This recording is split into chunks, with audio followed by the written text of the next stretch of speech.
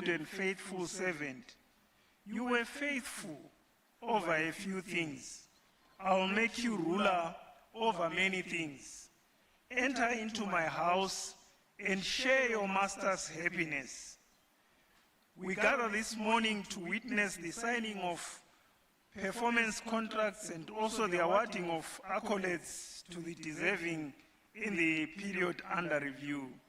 And as we transition from NDS 2, the nation celebrates the tangible results and milestones achieved during NDS 1. And the key factor we are gathered here for is accountability.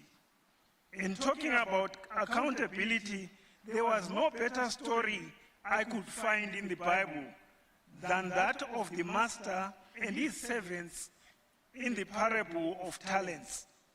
I am sure most of us are familiar with the story of how one was given 5 talents, the other was given 2, and the other 1. And they went out to work on what was given to them.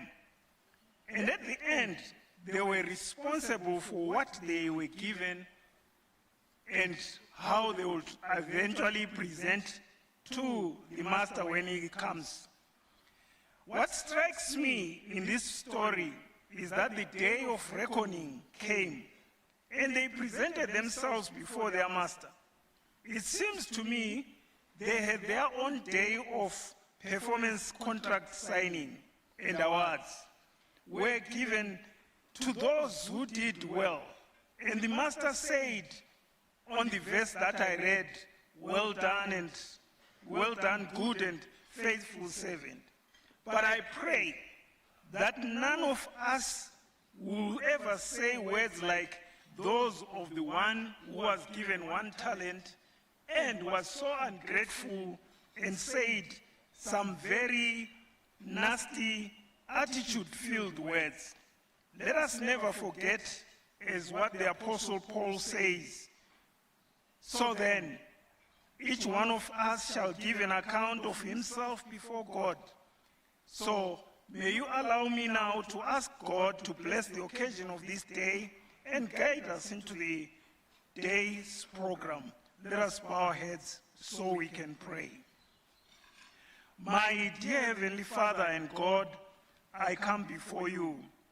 We are gathered here together on this important contract signing and awards ceremony. Bless the occasion of this day, O Lord, and I dedicate the proceedings of today's program into your hands.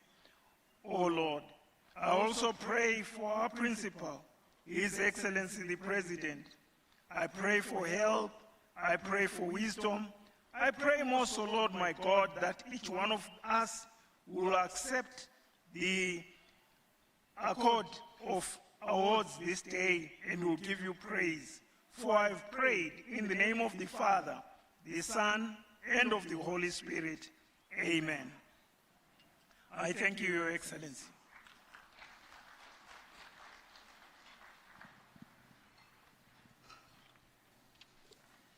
Thank you very much, Colonel Bonali, for our devotion this morning. Good morning, ladies and gentlemen, and our esteemed leaders here today. Your Excellency, welcome. I am Ruveneko Parenyatwa, hosting this morning, joined. And I am Maimba Mapuranga, co-hosting with Ruveneko. It's a pleasure to be here. Your Excellency, President Comrade Dr. E.D. Mnangagwa, Vice President Honorable Retired General Dr. C.G.D.N. Chiwenga, Vice President Honorable Retired Colonel K.C.D. Mohadi, Chairman of the ruling party, ZANU-PF, and Minister of Defense, Honorable O.C.Z. Muchinguri Kashiri, the Chief Justice, Honorable Malaba, the Speaker of the National Assembly, Honorable Advocate Mudenda, the President of the Senate, Honorable Chinomona, members of the Politburo, Honorable Ministers here present, the Attorney General, Honorable Mabiza, Honorable Deputy Ministers, Chief Secretary to the President and Cabinet, Dr. Rushwaya, Chairman of the Public Service Commission, Dr. Hungwe, Service Chiefs, senior public sector officials here present, Your Worship, the Mayor of Harare and other mayors, chairpersons and chief executives of public entities and local authorities, ladies and gentlemen, leaders, welcome to this morning's program for the announcement of the 2025 performance evaluation results and the signing of performance contracts for senior public sector officials. The salutation having been read, it is imperative now that we move with our program, and it is my pleasure this morning for the welcome remarks to ask the Chairman, Public Service Commission, Dr. V. Hungwe, to take the podium and give his remarks. Let's give him a big round of applause, ladies and gentlemen, as he comes through. We would just like to invite all our speakers to ride on the protocol that we've already observed. You're most welcome to, as you come and give your presentations. Thank you.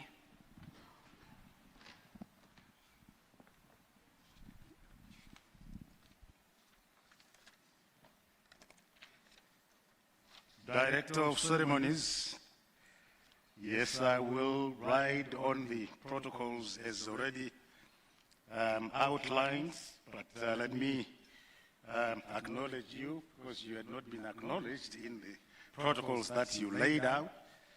But also recognize His Excellency the President, Comrade Dr. E.D. Mnangagwa, Honorable Vice President, General Retired Dr. C.G.D.N.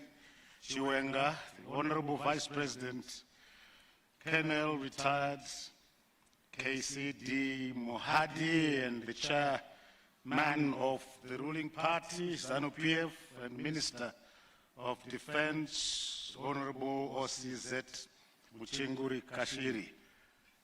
Thank you very much. Ladies and gentlemen, a very warm welcome to you all. It is for me a great honor and a source of profound joy and deep sense of national pride to stand before this distinguished gathering of the transformative leadership of Zimbabwe as we convene for this important occasion, the 6th performance contract signing and awards ceremony since 2021, and this under the leadership of the Second Republic. Today, this gathering is not merely a procedural event on the administrative calendar. It is a moment of national significance. This tent is not simply a venue. It is a sanctuary of commitment, a theater of accountability, and a celebration of patriotic duty. The atmosphere here resonates, Your Excellency, with the powerful national ethos that you have championed and we have made native to our institutions, that Nyika, a nation is indeed built by its own people, and in this assembly, I see the builders of that nation. Leaders who are constructing a prosperous Zimbabwe, brick by brick, policy by policy, program by program, project by project, and indeed contract by contract. When His Excellency the President introduced the performance contract system, it represented a bold and transformative step in the evolution of our national system of public administration and management. It was a decisive move away from the culture of business as usual towards a culture where results are clearly defined, they are clearly measured, and accounted for. It transformed broad mandates into measurable commitments. It replaced administrative routine with purposeful execution. It placed accountability at the center of public sector performance. The performance management system has now been in place for 5 years, This period has provided us with invaluable experience, as with institutional reform. Its true strength lies not merely in its implementation, but in our willingness to learn from it. It is therefore essential that we remain lucid in our reflective practice. Our technocrats, policy leaders, and administrators must continuously interrogate the lessons that this system has yielded. What have we learned from the past 5 years? What aspects of the framework have proven most effective? Where have we encountered constraints that require refinement? This reflection, in my view, must occur across several dimensions. First, we must ask, what policy lessons have emerged from the implementation of performance contracts? Are these areas, or rather are there areas where policy frameworks require strengthening or realignment to support more effective implementation? Second, we must reflect on programmatic experiences. Are our programs sufficiently aligned with national priorities and development outcomes? Do they translate effectively from planning to execution? Third, we must consider whether new technologies can serve as stronger enablers of performance management. Across the world, digital platforms are transforming how governments monitor performance, analyze data, and report outcomes. These technologies can enhance transparency, improve decision-making, and strengthen accountability across the public sector. Ultimately, however, performance management must always be judged through one fundamental measure: the experience of the publics that constitute the totality of our citizens. If our systems are functioning as intended, citizens must feel the difference in the services that they receive. They must experience greater efficiency in public institutions, improved access to services, and tangible improvements in their everyday lives. In this regard, Your Excellency, the Citizen Satisfaction Survey that we undertake on an annual basis provides an important barometer. It gives us an honest reflection on how the public perceives the performance of government institutions. Our internal performance assessments must therefore speak meaningfully to these citizen experiences. Where progress is evident, we must consolidate it. Where gaps remain, we must address them with urgency and clarity. This ceremony also reminds us that each institution represented here carries a fragment of our national vision, Vision 2030. Our ministers, permanent secretaries, chief executive officers, vice chancellors, provincial leaders, and heads of public entities are custodians of that vision within their respective mandates. Today's ceremony is therefore where those fragments are brought together, aligned, harmonized, and strengthened into a unified national effort towards inclusive and sustainable prosperity.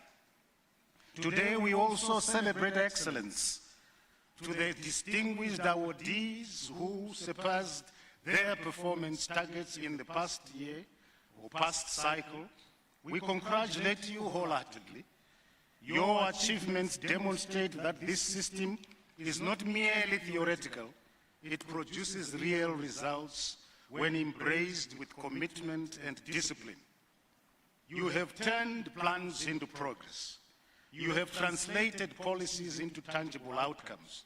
You have demonstrated that clarity of purpose meets dedication and dedication of effort. Extraordinary results are possible to achieve.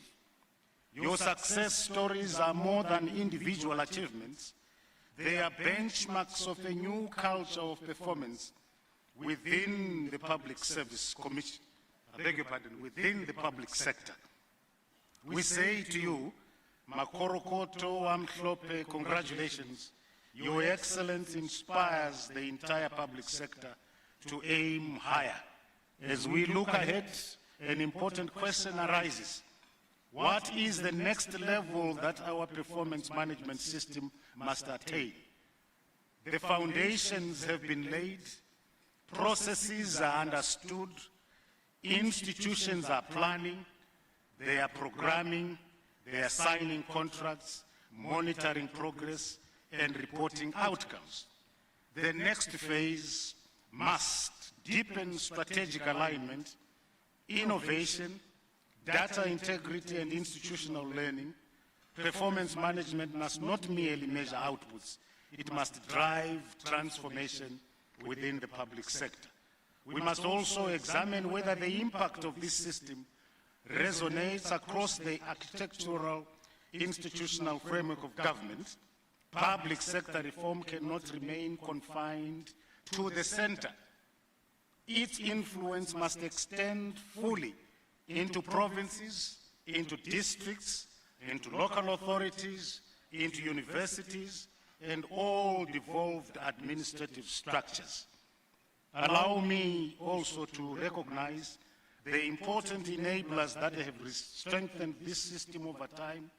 These include improved results-based management frameworks, stronger monitoring and evaluation processes, growing institutional reporting culture, and the increasing integration of performance data into decision-making. These gains must now be consolidated. We must also remain attentive to areas that require further strengthening in coordination, capacity development, digital systems, or institutional alignment. As we are preparing to sign performance contracts for the coming year, let us therefore be driven not by the fear of underperformance, but by the desire to exceed expectations. Let our motivation be the citizen who benefits from improved services, the child learning in a better classroom, the farmer achieving higher productivity, the entrepreneur finding opportunity, the patient receiving improved health care, and the communities experiencing improved infrastructure and services. Before I conclude, allow me to express on behalf of the Public Service Commission and the broader government architecture our deepest appreciation to His Excellency the President. Your visionary leadership in instituting and personally presiding over this performance management system has established a powerful culture of accountability within our governance framework. Your unwavering commitment to measurable results continues to inspire the entire public sector. Your Excellency, we thank you for leading by example. As we proceed with today's signing and award ceremony, let every signature represent a firm declaration of intent. Let every commitment reflect our shared resolve to advance national development. Let every recognition of excellence inspire even greater achievements across the public service. May the year ahead be one of exceptional productivity and transformation as we advance the objectives of Vision 2030 and prepare for the next phase of the national development process under the National Development Strategy 2. Once again, I extend a warm and heartfelt welcome to you all. I thank you. Tatenda, Siyabonga.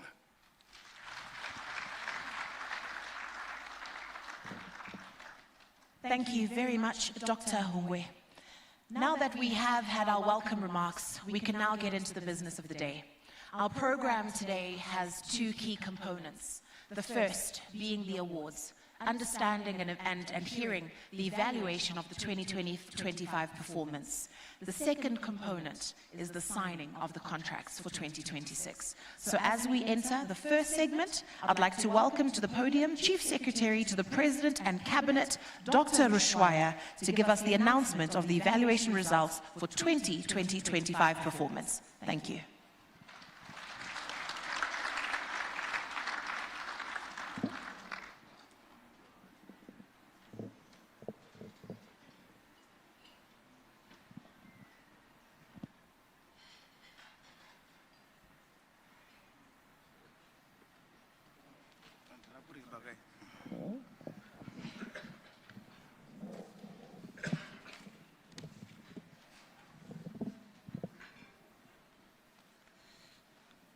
Our Director of Ceremonies, Ms. Ruveno Kuparenyatwa and Mr. Maimba Mapranga, Your Excellency, the President of the Republic of Zimbabwe and Commander-in-Chief of the Zimbabwe Defense Forces, Comrade Dr. E.D. Mnangagwa, Vice President, Honorable General Retired Dr. C.G.D.N. Chiwenga, Vice President, Honorable Colonel Retired Dr. K.C.D. Mohadi, Chairman of the ruling party, and Minister of Defense, Honorable O.C.Z. Mchinguri Kashiri. Allow me to ride on previous protocols as already established. It is my honor to present the 2025 performance evaluation results of senior public officials. The ceremony reflects the government of Zimbabwe's continued commitment to improving accountability, transparency, and results-based public sector management. The performance contracting framework is a cornerstone of the national agenda to strengthen service delivery, improve governance, and ensure that public institutions remain focused on delivering tangible outcomes for the citizens. Over the past 5 years, ministers, permanent secretaries, and heads of public entities have signed performance contracts, including those from independent commissions. Deputy ministers, deputy chief secretaries, and public service commissioners were included in 2025 fiscal year. This initiative has institutionalized a culture of measurable results across the public sector. The objective of this initiative is to strengthen accountability, improve service delivery, and ensure alignment of institutional activities with national development priorities. Performance contracts establish clear outputs, outcomes, and service delivery standards for each public institution. They also provide a transparent mechanism for monitoring performance across government and reinforcing leadership accountability. Overview of the performance contracting framework. The performance contracting system is designed to ensure that leaders across government are held accountable for delivering on national development priorities.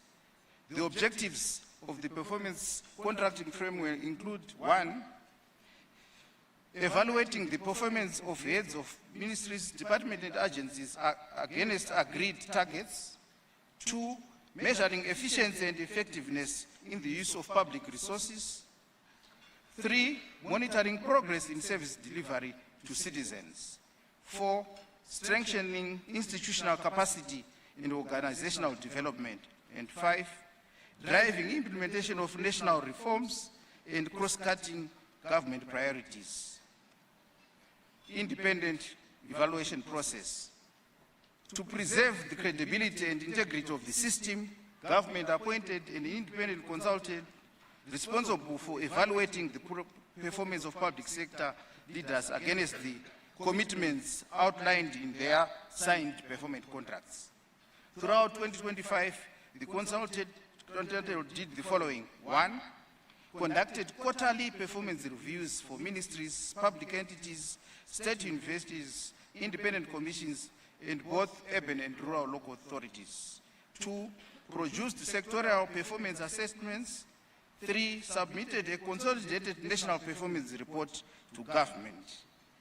Each institution was evaluated across key performance areas, including: 1, delivery of institutional mandates and agreed outcomes; 2, service delivery standards; 3, financial management and resource utilization. 4, organizational development and capacity building. 5, public enterprise and local authority reforms. 6, implementation of cross-cutting national priorities. These evaluations ensure that public institutions remain results-driven and accountable to the people of Zimbabwe. Performance rating methodology. Performance across all entities was assessed using a structured rating scale ranging from 1 to 6, with a rating of 6 described as clearly exceeds set targets beyond variance. Performance is significantly beyond targets and outside the standard positive variance. A 5, above set targets, performance exceeds targets but remains within the standard positive variance limit. A 4, which means met all agreed set targets, performance aligns precisely with the agreed objectives and targets. A 3 means below set targets within variance, missed targets but within acceptable variance when a positive trajectory to recover. A 2, below set targets, below the variance, performance is below acceptable limits, corrective action plans are required immediately. A 1, nothing was accomplished, critical failure to deliver on agreed outputs, immediate leadership intervention needed. Based on these ratings, entities were classified into 4 performance categories. Category 1, exceeded expectations. Category 2, met all targets. Category 3, below targets. Category 4, below targets, outside acceptable variance. The framework ensures fair, transparent, and consistent assessment across all institutions. Key insights from the 2025 performance evaluation. 1, central government ministries recorded stable performance with the majority meeting agreed targets. 2, state universities demonstrated the strongest performance across all evaluated sectors. State-owned enterprise, state-owned entities showed moderate improvement, but require continuous governance strengthening. Local authorities remain the weakest performing sector with structural and operational challenges.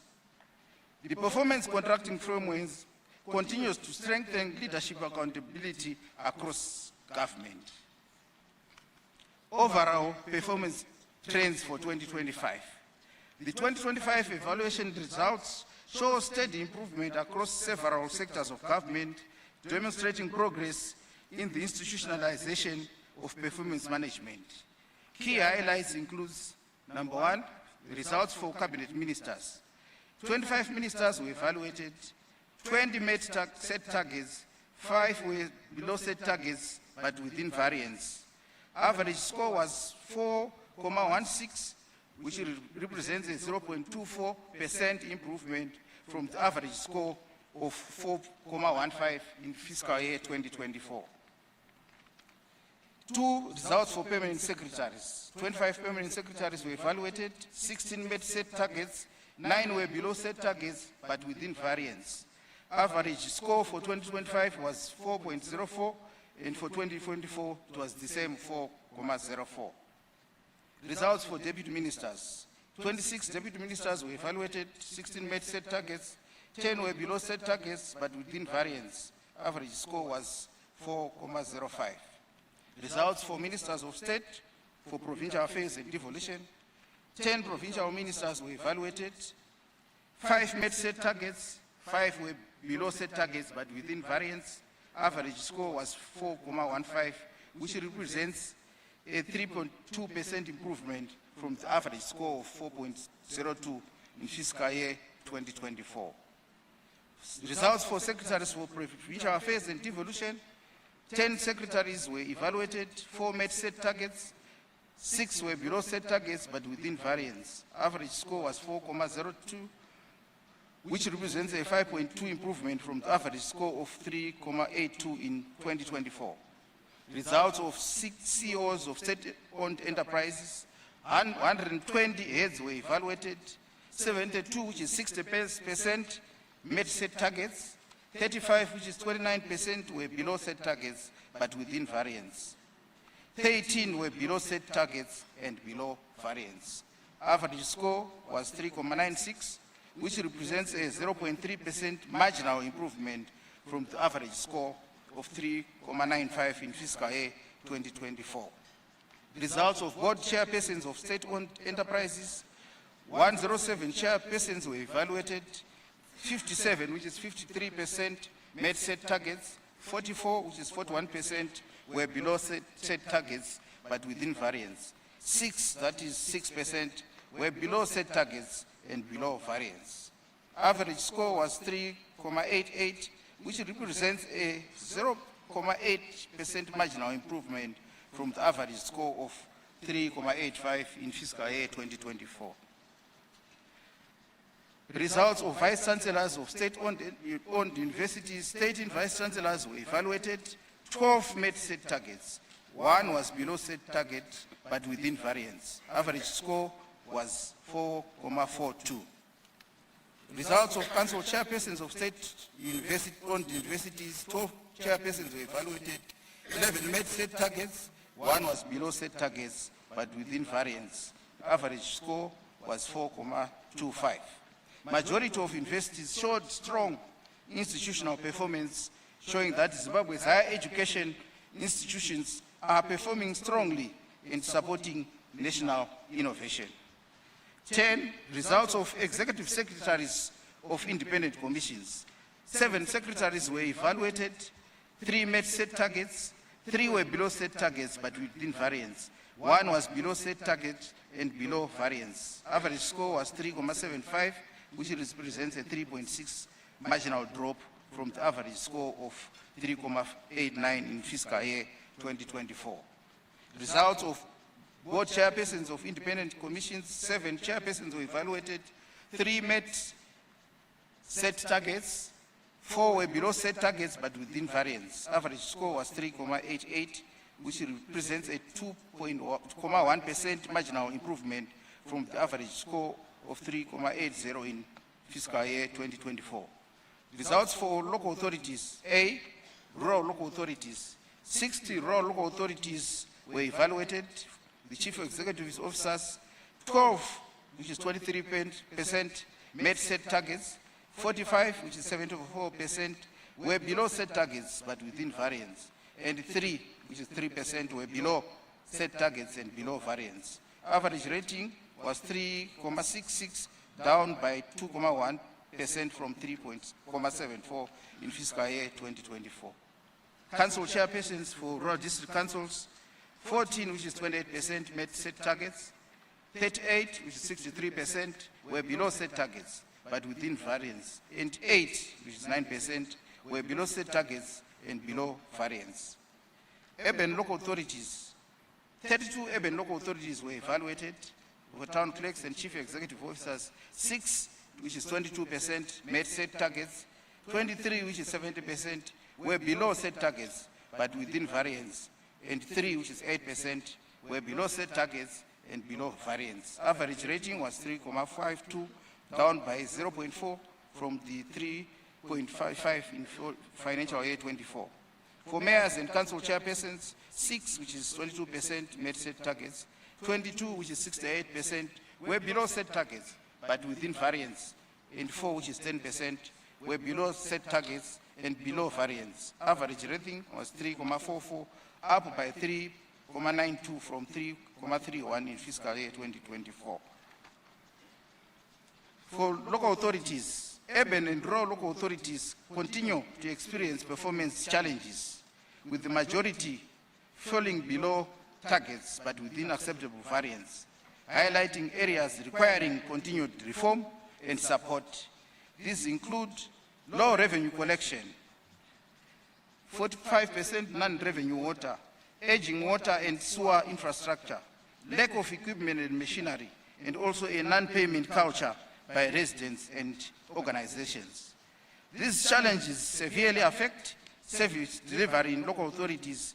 However, the Minister of Local Government and Public Works must be acknowledged at policy level for coming up with various reform initiatives that include the following: call to action, no compromise to service delivery blueprint, introduction of minimum service delivery standards, establishment of an inspectorate department responsible for monitoring local authorities, and establishing of local authorities technical service unit, and also ensuring that key senior management posts are filled through the local government board.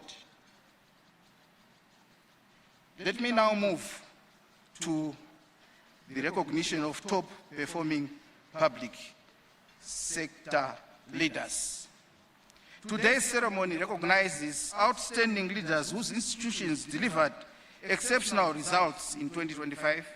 These individuals have demonstrated commitment, leadership, and excellence in performance. They will be awarded trophies in recognition of their performance.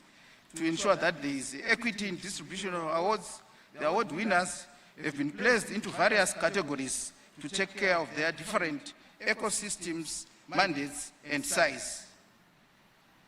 The top performers of 2025 in various categories who are being honored today are as follows. 1, Cabinet Ministers. In position 3 for Cabinet Ministers,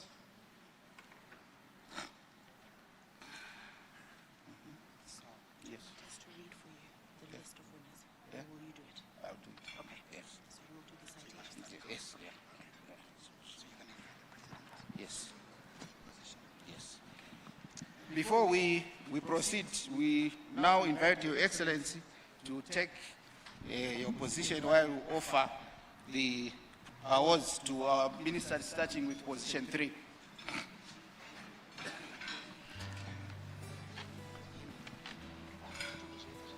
Your Excellency, we invite you to stand here, if you can.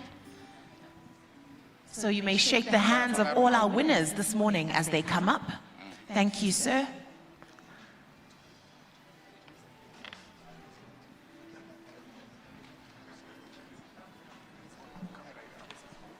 My citation is straightforward. Yeah, good. Yeah. Yes.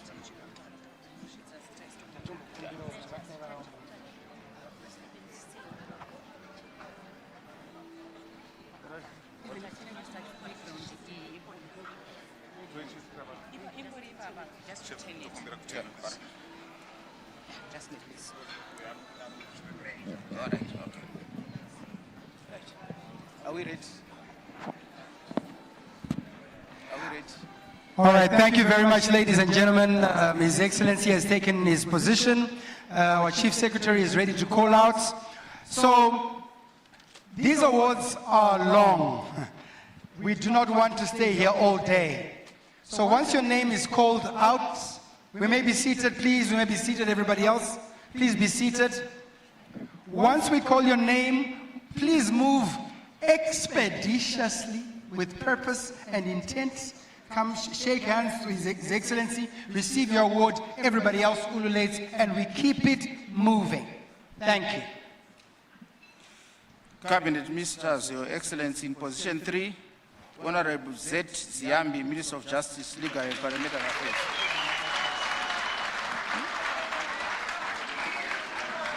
Mawoko, Mawoko, Mawoko, Mawoko. Let's give him a big round of applause. Honorable Ziambi and the Ministry extended the Presidential Title Deeds Program to Bulawayo, Mutare, Masvingo, and Harare South. They also digitalized company and deeds registration.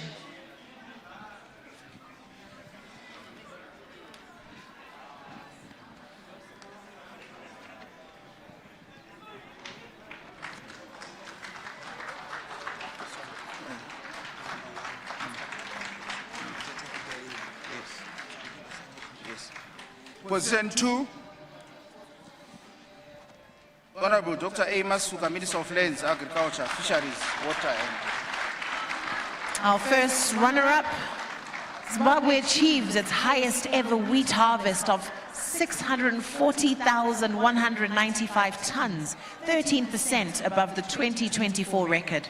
and maize production nearly tripled to 1.82 million tons.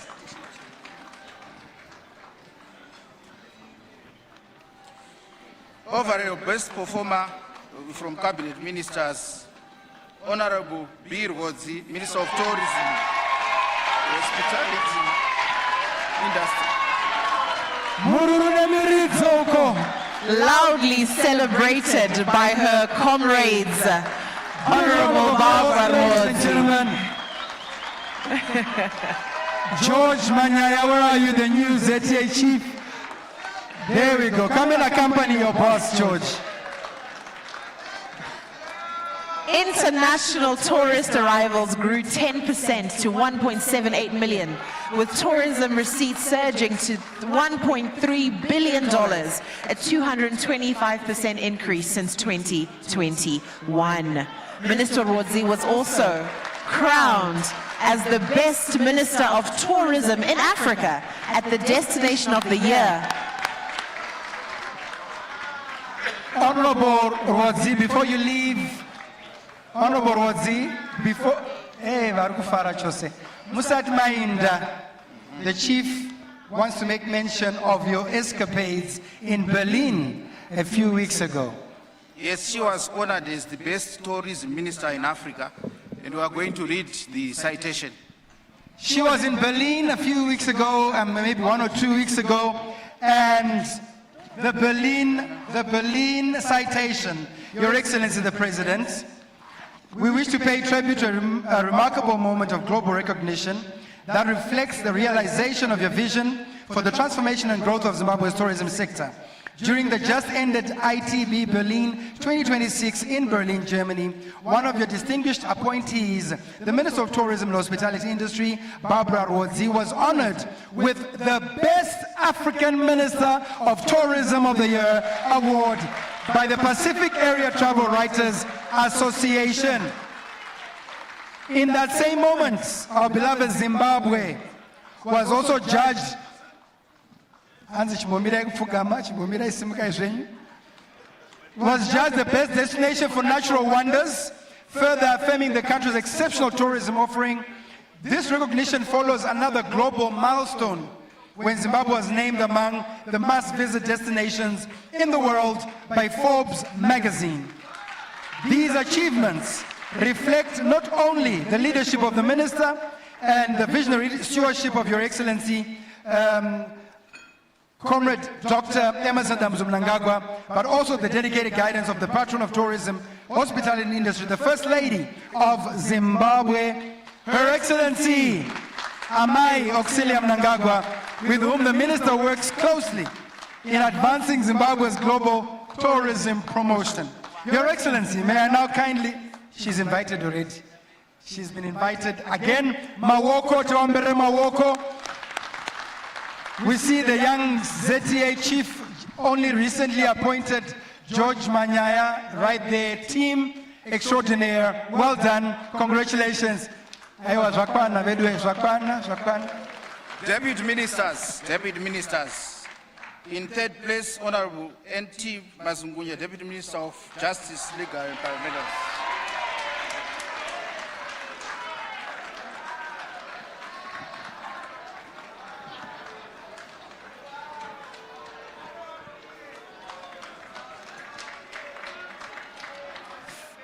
Under the Ministry of Justice this year, 5 new magistrates' courts were completed. Courts were decentralized to all provinces, and ZAC signed over 1,100 integrity pledges with public officials. In position 2, Honorable J. Sako, Deputy Minister of Transport and Infrastructure Development. The Ministry of Transport has been doing amazing work.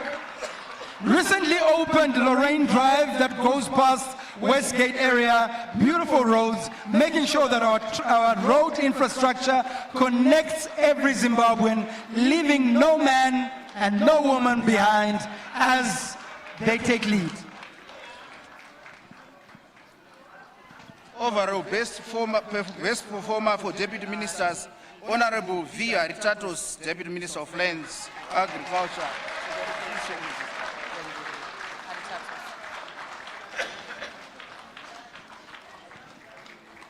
the Ministry of Lands, Agriculture, Fisheries, Water and Rural Development, Zimbabwe achieved its highest ever wheat harvest and maize production nearly tripled. Look, the tobacco sales hit a record 335 million kilograms, which was a 53% increase, an inaugural record. Permanent secretaries. In third position, Ambassador A.R. Chimbindi, Secretary, Minister of Foreign Affairs and International Trade.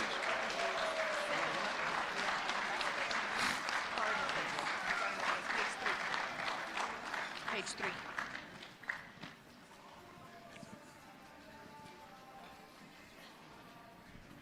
Besides the success registered in the diplomatic front, the ministry has improved its foreign missions and diplomatic buildings in cities such as London, Pretoria, and Abuja, and to enhance diplomatic work and service delivery. Ladies and gentlemen, let's give them a big round of applause once again. In second position, Mrs. V. Nyemba, Secretary, Minister of Justice, Legal and Parliamentary Affairs.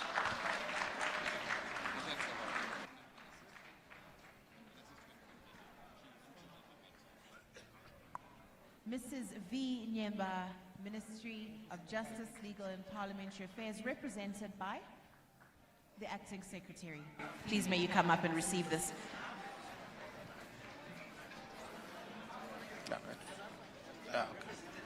Represented by the Acting Secretary, please come through representing Ms. V. Nyemba. Who is representing? Is anybody coming?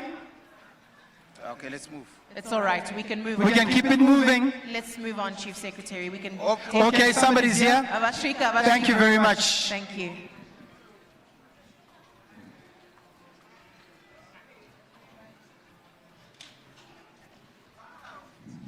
Segeraima camera, Mkoma, Segeraima camera. There we go. Thank you. Overall best performer from Permanent Secretary, Professor Ojiri, Secretary for Lands, Agriculture, Fisheries and Rural Development. Another win for the Ministry of Lands, Agriculture, Fisheries and Rural Development.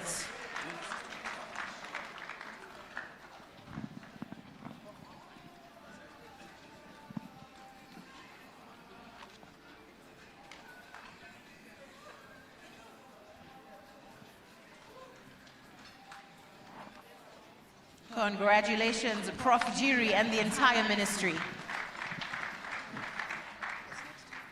Special commendation, Your Excellency. The most improved ministries are as follows, although they are not among the top 3 performers. Ministry of Information, Communication Technology, Courier and Postal Services. They improved greatly. ICT investment rose from 3.85 billion, it rose by 8.5%, and mobile penetration is now over 104%. National strategies, AI and cybersecurity were approved and launched. The 1.5 million coders program was launched to train youth by the ministry. The second one is Ministry of Home Affairs. We also acknowledge that they improved greatly. In 2025, Zimbabwe modernized its public services and security systems. The Department of Immigration implemented an online border management system and was recognized as the top performer in e-government initiatives. 24-hour operations were introduced at Forbes, Chirundu, and Victoria Falls border posts, boosting trade and tourism. The Civil Registry Department processed 1.76 million documents with a 97% on-time rate. They've managed seamless organizations at the barrier of national heroes, and we want to acknowledge that. Ministry of Foreign Affairs and International Trade, besides success registered in the diplomatic front, the ministry has improved its foreign missions and diplomatic buildings in cities such as London, Pretoria, and Abuja to enhance diplomatic work and service delivery.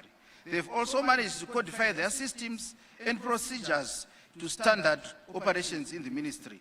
They've also strengthened their leadership role in facilitating international trade through Zimtrade. Minister of Energy and Power Development, we also want to acknowledge that Zimbabwe's electricity sector saw major improvements. Zimbabwe's power sector improved. In 2025, reaching a record 1,619 megawatt generation, mainly from Wange, Unit 7 and 8, and growing solar projects. Zimbabwe Electricity Supply Authority recorded 41 days without load shedding and 61 days without minimal outages during the past year. Solar expansion included new plants, net metering contributions, and solar power for 1,073 rural clinics, plus a national solar home-grown program. Zimbabwe also hosted the SADC Sustainable Week in 2026, and also want to commend the Ministry for its energy compact to transform the country's power sector. Ministry of Finance and Economic Development and Investment Promotion.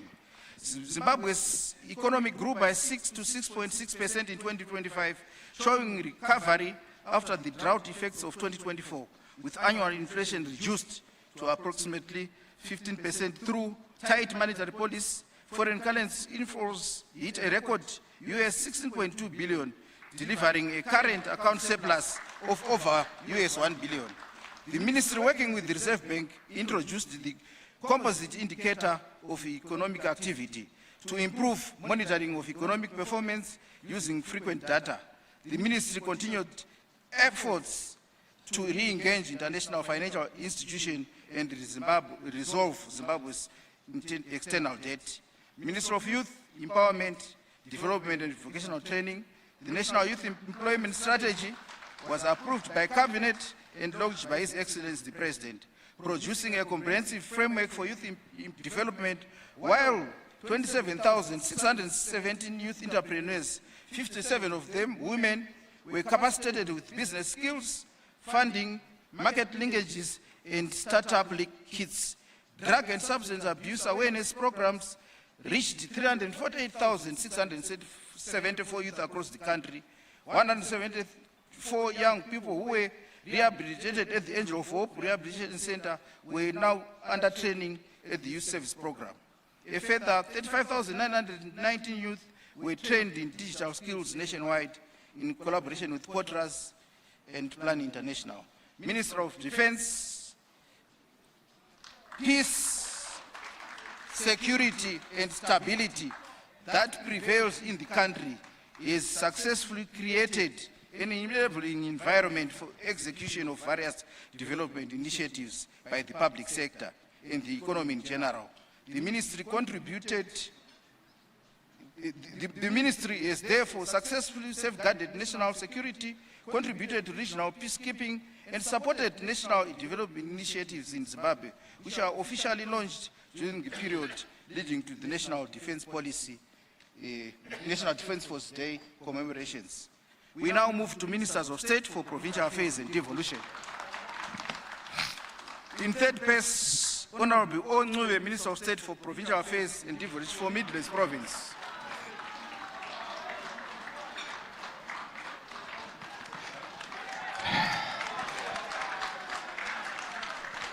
All the way from the Midlands Province, ladies and gentlemen, facilitated over 174 million in investments, with Dinson Steel advancing to produce pig iron and steel billets, planted over 3,000 hectares under the 2025 Winter Cereals Plan, established 57 village businesses units in Kokwe North. Ladies and gentlemen, let's give him a big round of applause. Minister for State for Provincial Affairs and Devolution, Midlands Province. In second place, Honorable Advocate M. Gadza, Minister of State for Provincial Affairs and for Manicaland Province. All the way from Makomoyo, Manicaland, the most beautiful place in Zimbabwe, expanded irrigation from 4,200 hectares to 27,000 hectares, achieving 100% food security, and planted over 1,952 hectares of wheat, launched 100 rural solar mini-grids for schools and clinics, and hosted the Zimbabwe Tourism Investment Forum. Ladies and gentlemen, big round of applause, Advocate Mugadza. Overall best performer for Ministers of State for Provincial Affairs and Devolution, Honorable E.R. Chadzamira, Minister of State for Provincial Affairs and Devolution, Masvingo Province. Congratulations from Masvingo Province. They implemented the Tugwi Mukosi 25,000 hectare irrigation master plan. They completed the Buffalo Range Airport upgrading, enabling direct international charter flights. Secretaries for Provincial Affairs and Devolution. In third place, Mr. A. Maronge, Secretary for Provincial Affairs and Devolution for Manicaland Province.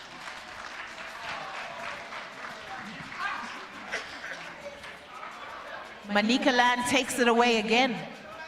As was said, they hosted the Zimbabwe Tourism Investment Forum, showcasing Nyanga and Vumba as world-class ecotourism destinations. This includes the introduction of flights to Mutare.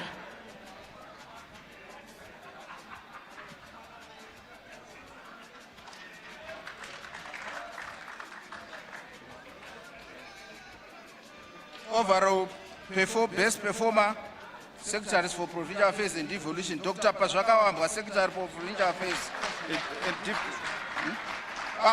Before I move, the first run-ups in second place is Secretary for Midlands Province, Mr. Senzat, in second place. Secretary for Provincial Affairs and Devolution for Midlands Province, Dr. Senza, is the first runner-up in this category.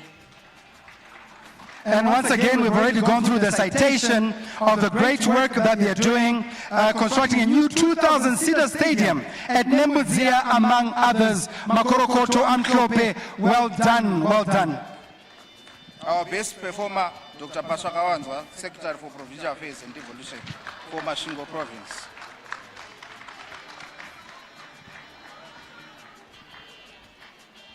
Masvingo takes it again. They have implemented virtual reality digital heritage tours at Great Zimbabwe, and this has boosted international tourist arrivals by 35%. Your Excellency, we now move to state-owned enterprises. We start with regulatory public entities, CEOs. We have two winners. In second place, Dr. G. Machengete, Postal and Telecommunications Regulatory Authority, POTRAS.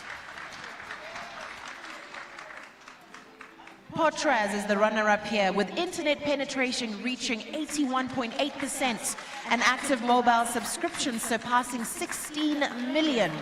They also oversaw the installation of 68 new 5G base stations, bringing the national total to 252. They also extended satellite internet to 500 rural schools, again leaving no one and no place behind, which was transforming the community and information centers into digital innovation hubs. The best performer amongst our regulatory public entities, Dr. James Shayavan, Reserve Bank of Zimbabwe, RBZ. Dr. John Mushayavanu, RBZ Governor, Makorokoto.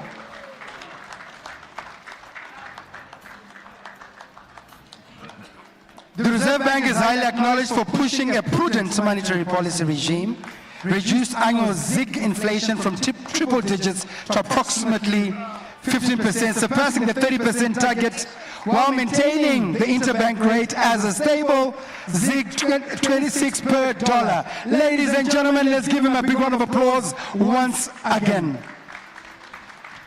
Board chairpersons of regulatory public entities. In second place, Mr. A.J. Nduna, Insurance and Pensions Commission.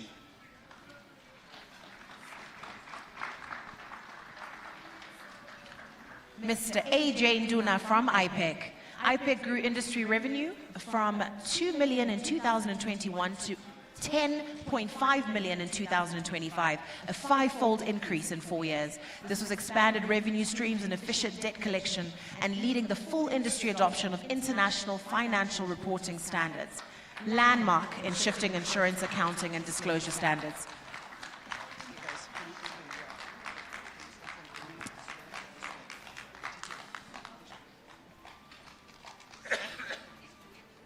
Our overall best performer on the regulatory public entities, Professor M. Rukuni, Zimbabwe Council for Higher Education, ZimChair.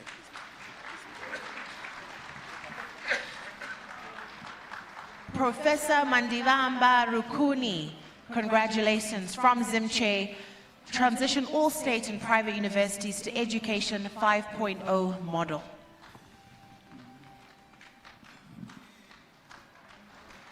There are now over 70 new degree programs designed to produce job creators rather than job seekers. This is a huge development in our society.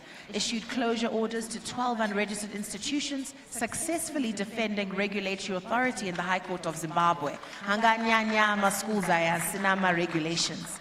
Zimche has therefore managed to regulate the higher education ecosystem by maintaining and protecting academic standards, combating fake degrees, and the accreditation of institutions.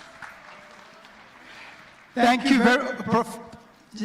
there we go. Thank you. Another big round of applause, ladies and gentlemen, another big round of applause.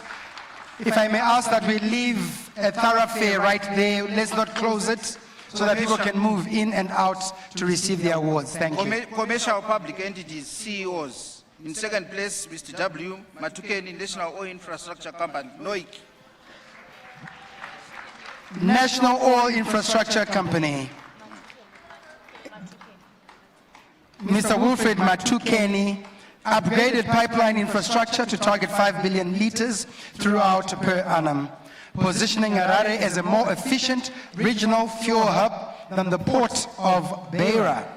The Mavugu ethanol facility anchored the mandatory blending policy, stabilizing petrol prices, while digitalized gantries now handle 15 million liters of fuel daily. Big round of applause, ladies and gentlemen.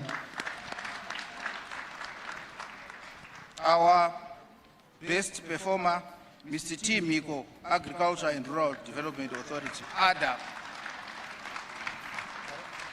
Now, ADA has delivered over 50% of Zimbabwe's record 640,000 ton wheat harvest, effectively ending the need for wheat imports. Irrigation has been expanded to 15,000 hectares and secured 150 megawatt for irrigation and operationalized solar power village business units. Commercial public entities board chairpersons. In second place, Mr. B. Moyo, Zimbabwe International Trade Fair.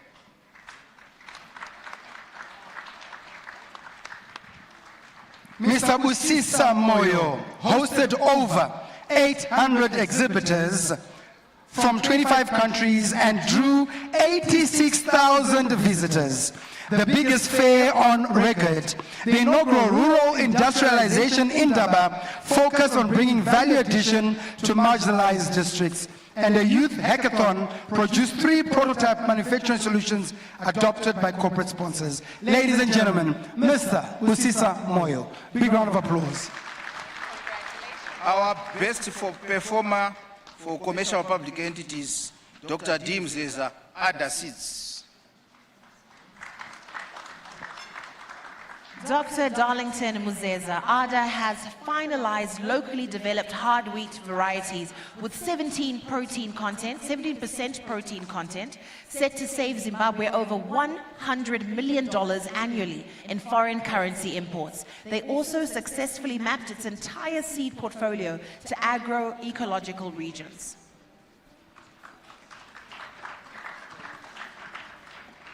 Non-commercial public entities or facilitators on CEOs. In second place, Mr. A. Majuru, Zimtrade. Zimbabwe Trade Development Authority, Zimtrade. Mr. A. Majuru actively promoted Zimbabwe's export growth agenda by facilitating market access programs across Africa, Asia, and Europe, and supporting over 200 exporters through trade missions and capacity building initiatives. Drove significant growth in non-traditional exports in alignment with Vision 2030. Congratulations, Amhlope, Mr. Majuru. In first place, our best performer in this category, Professor E. Gandiwa, Zimpax. Zimparks is the overall best performer for all public entities and overall performer in this category. Officially rejoined the IUCN in October and signed a 20-year co-management agreement with Peace Parks Foundation for the Greater Maniples ecosystem, covering 9,636 square kilometers. Our elephant population here in Zimbabwe has surpassed 90,000, the largest on the continent, and a smart drone surveillance has reached full coverage of all of this. Revenue collection entities, CEOs, in second place, Engineer S. Marume, Zimbabwe Manpower Development Fund, ZimDev. Engineer S. Marume, ZimDev.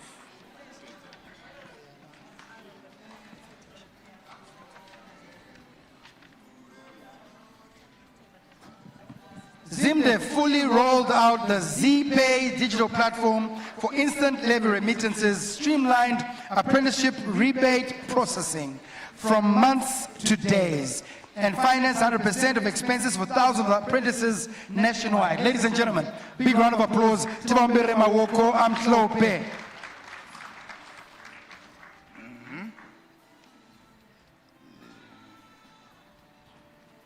We now move to the best performer in that category. Ms. Ara Chinamasa Zimbra.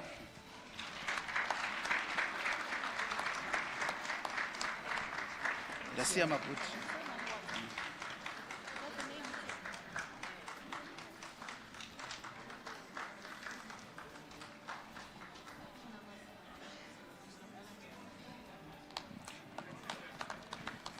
Zimra has collected revenue and reached 7.6 billion United States dollars, surpassing the previous year. Collections by 23.5%. Over 65,000 new taxpayers were added to the formal tax net through the tax and revenue management system. They've also deployed border drones at Baitbridge, Plumtree and Forbes. Non-commercial public entities board chairpersons, Mr. Aiden Enga Tobacco Research Board in second place.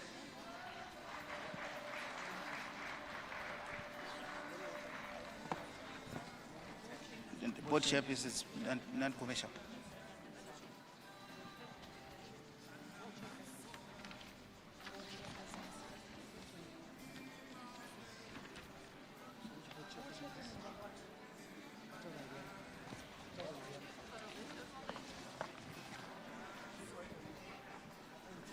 Get up.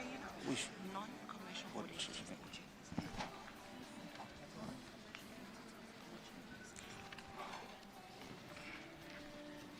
Thank you. Andy.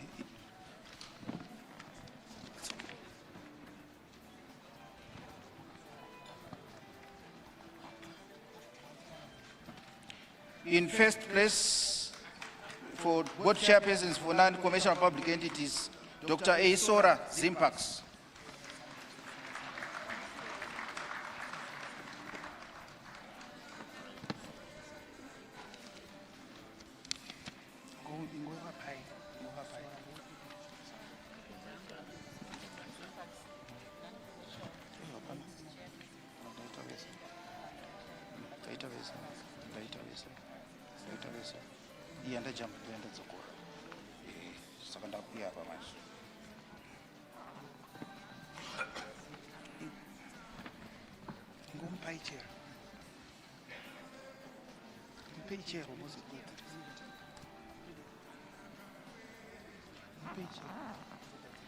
Zimparks, as we mentioned before, has done a lot for our elephant population here in Zimbabwe, and they've been using smart drone surveillance to reach full coverage of all critical hotspots around the country.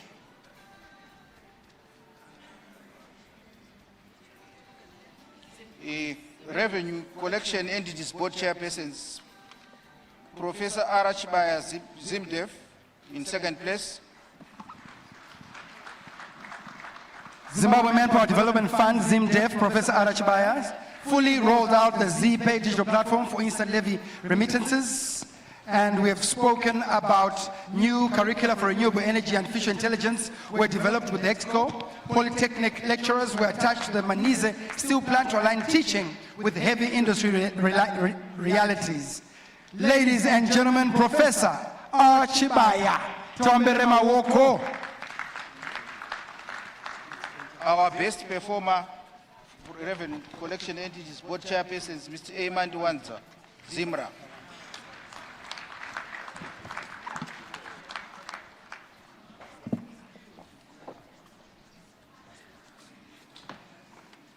Zimra has deployed border drones at Bait Bridge, Plumtree and Forbes posts and has launched a self-service portal, eliminating the need for physical office visits.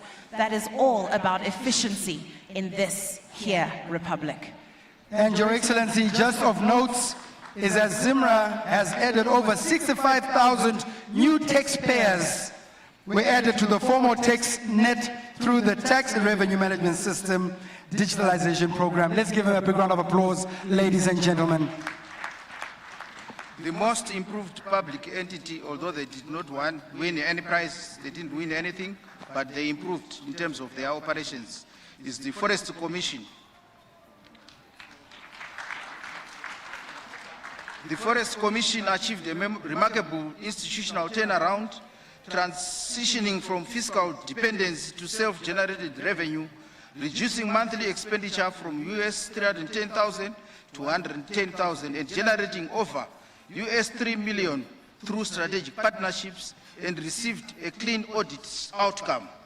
Tree planting surged from 19.8 million to over 27 million trees. The planted area target of 17,000 hectares was exceeded. It reached 19,721 hectares, and the fire management improvements resulted in a significant reduction in area bent. The transformation was driven by visible, disciplined leadership, the restoration of staff morale, following clearance of salary arrears, and the cultural shift from siloed operations to integrated teamwork. This has proved that a parastatal can achieve profound results through financial rigor and decisive leadership. We have also public entities that declare dividends, Your Excellency. One of the objectives of the public sector reforms that we are undertaking is to ensure that public entities transform from being a basket case to a state of viability and profitability. Realization of this state is evidenced by declaration of dividends to shareholders, among others. The following entities under Mutapa Investment Fund that were evaluated and declared dividends in 2025 fiscal year are Petro Trade Private Limited, National Oil Company of Zimbabwe Private Limited,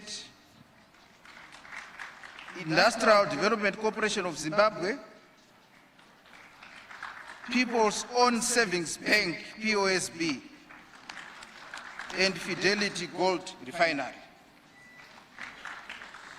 Our special commendation goes to Lotteries and Gaming Board. The entity focuses on regulation, revenue growth, digital expansion, community support, and consumer protection to modernize and maximize benefits from lotteries and gaming. The Lotteries and Gaming Board has succeeded in increasing government revenue, regulating the gambling sector, fighting illegal gambling, and funding community development projects across Zimbabwe. They have rehabilitated our national monuments, including the Chimoyo Shrine in Mozambique. They also built the following: Pupu Clinic in Matebeleland South Province, Mother's Shelter in Mashingo, Classroom Block at Elm in Manicaland Province, among others. We now move to State Universities Awards. Vice Chancellors, in third place, Professor P. Mafumo, University of Zimbabwe.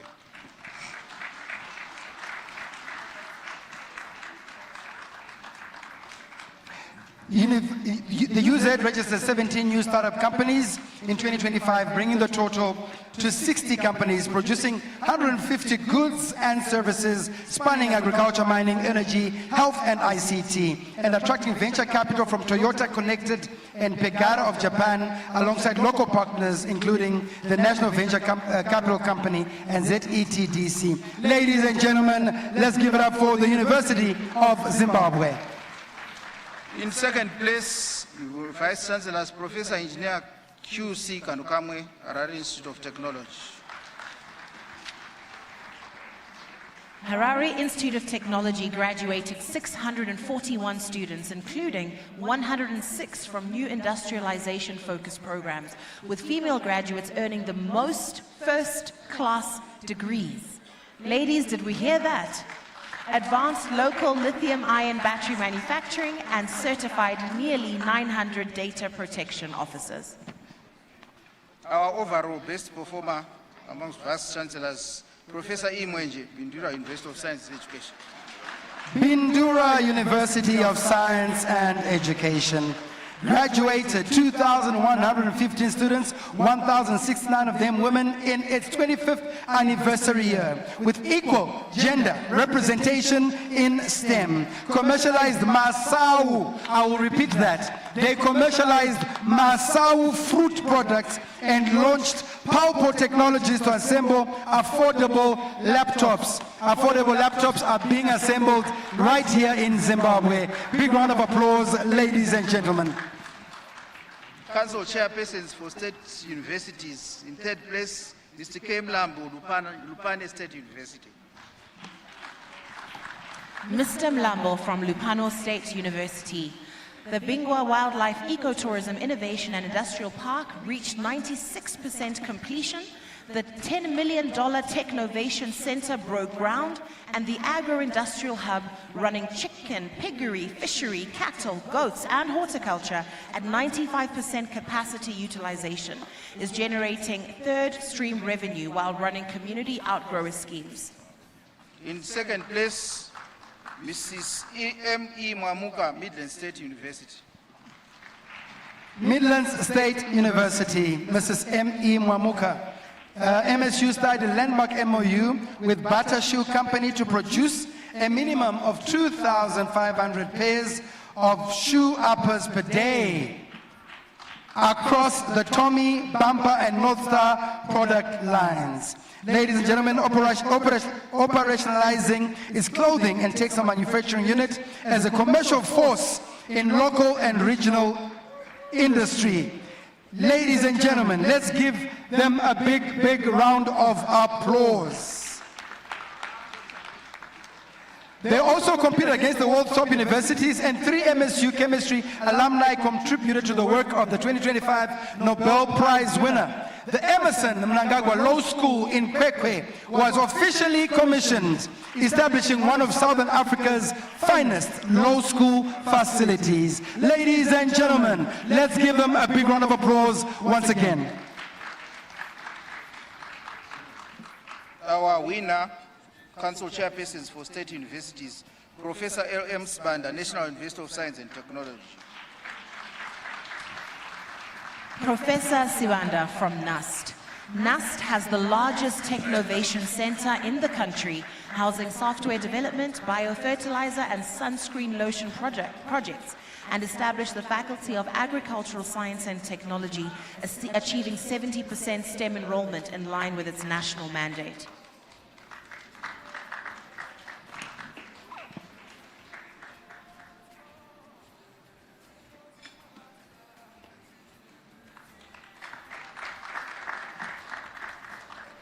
Our independent commissions chairpersons. In second place, Justice P. Chigumba, Zimbabwe Electoral Commission. Justice Chigumba from ZEC. They upgraded their biometric voter registration system and adopted gender and disability inclusion policies, making polling stations more accessible and materials available in Braille and sign language. Successfully conducted by-elections for National Assembly and local authority seats, and invested in GIS mapping improvements for future delimitation exercises. Justice Chigumba at the Zimbabwe Electoral Commission.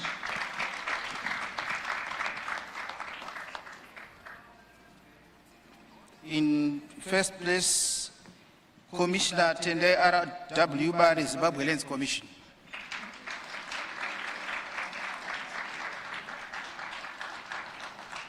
Zimbabwe Lands Commission, Commissioner Bare. audited over 254,000 farms nationwide, resolving thousands of double allocations and boundary disputes through its new land information management system, led the landmark transition from 99-year leases to transferable land tenure documents usable as bank collateral. Ladies and gentlemen, Commissioner Tendai Bare.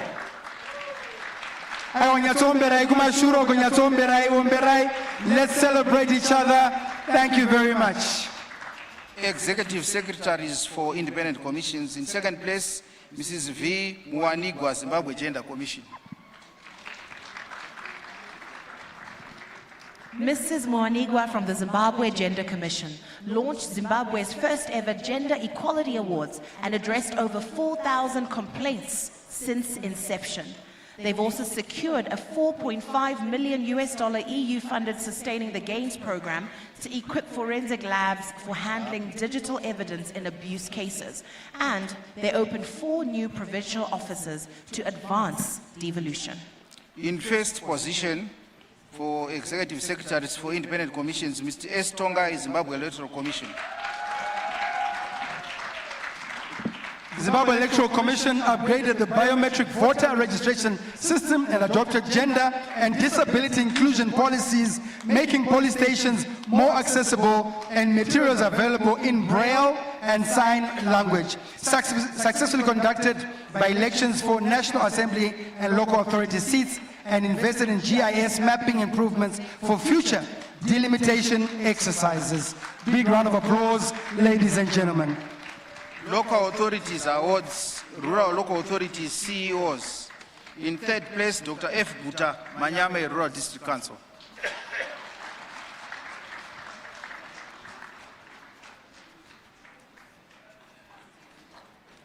F. Guta, Manyame Rural. Manyame Rural District Council.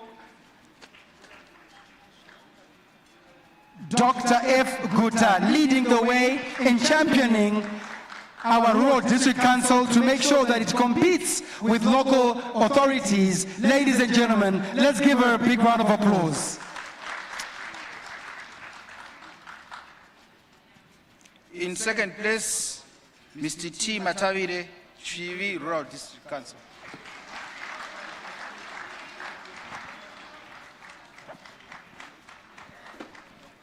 Commissioned the Chomwe Piped Water Scheme and officially opened by the President, rehabilitated 202 boreholes and installed 86 solar street lights in Chivi, constructed 11 classroom blocks, established 90 village-based units, and maintained over 400 kilometers of the district road network.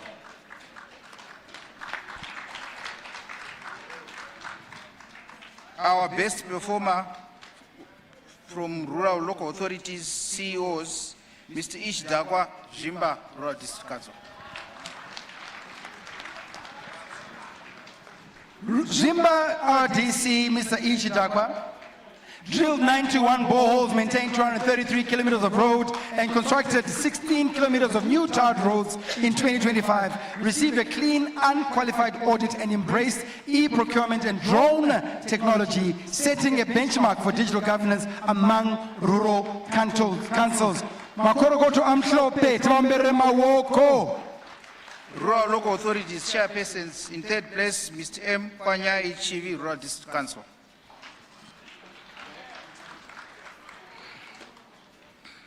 Commissioned the Chomwe Piped Water Scheme, officially opened by the President, rehabilitated 202 boreholes and installed 86 solar street lights, constructed 11 classroom blocks, established 90 village-based units, and maintained over 400 kilometers of the district road network. Guys, did you hear all that? Let's give him a big round of applause, ladies and gentlemen. In second place, Mr. A. Gutu Mrewa, Rural District Council. Mr. Amos Gutu Murewa, Rural District Council. The council has contributed to development through strong improvements in rural service delivery, community infrastructure, and promotion of local economic activities in Murewa District.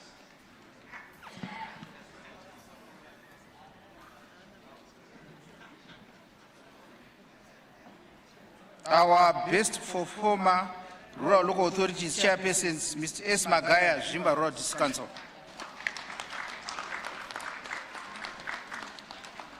The Zimba RDC drilled 91 boreholes, maintained 233 kilometers of roads, and constructed 16.1 kilometers of new tarred roads in 2025. They received a clean, unqualified audit and embraced e-procurement and drone technology, setting a benchmark for digital innovation. Urban Local Authorities, Town Clerks, Stroke CEOs. In number 3, Mr. C. Kubiku, Shirezi Town Council. Shirezi Rural District Council achieved 98% potable water coverage, with residents receiving water on average of 20 hours per day, and cut non-revenue water from 63% to 39%, improved refuse collection to 100% frequency, and launched an online service portal, eliminating the need to visit council offices. Second place, Dr. Aaron Kandla, Kwekwe City Council. Dr. Mkandla with Kwekwe City Council. They rehabilitated 120 kilometers of roads across 14 wards, constructed 3 new clinics and drug rehabilitation centers, and installed 279 floodlights and 93 solar streetlights.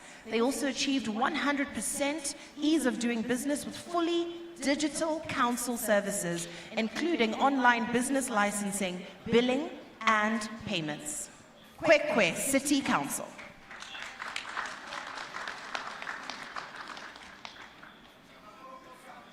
In first place, Urban Local Authorities CEOs, Town Clerks, Mr. K. Bicha Fesuka Mutare City Council.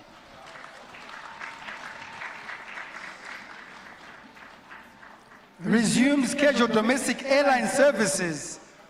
Congratulations through the Grand Reef Airport's rehabilitation and reduced non-revenue water through smart metering and a 7.4-kilometer pipeline replacement with Dutch partners, rehabilitated the Sakuva swimming pool after 20 years. People are swimming in Sakuva. Upgraded Sakuva Stadium, built a new primary school, and rehabilitated 9.4 kilometers of road. Urban Local Authorities, Mayors, Stroke Council Chairpersons. In third place, Mr. A. Zinanga, Kwekwe City Council. Zinanga.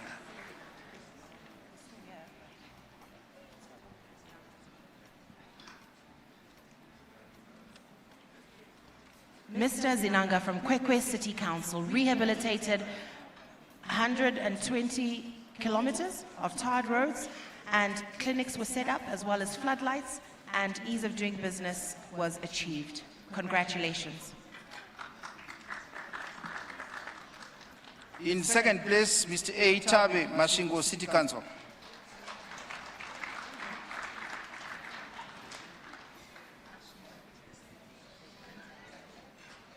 Demonstrated strong improvements in service delivery, statutory compliance, and urban infrastructure in 2025.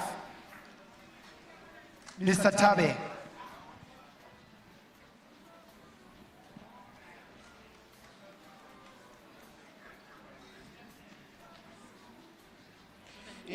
In first place, from the Urban Local Authorities, Mayors, Council Chairpersons, Alderman S. Ndlovu, Plumtree Town Council. Plumtree Town Council, Alderman S. Ndlovu, demonstrated outstanding leadership and governance, achieving top performance in service delivery and revenue collection among all urban local authorities. Alderman Ndlovu.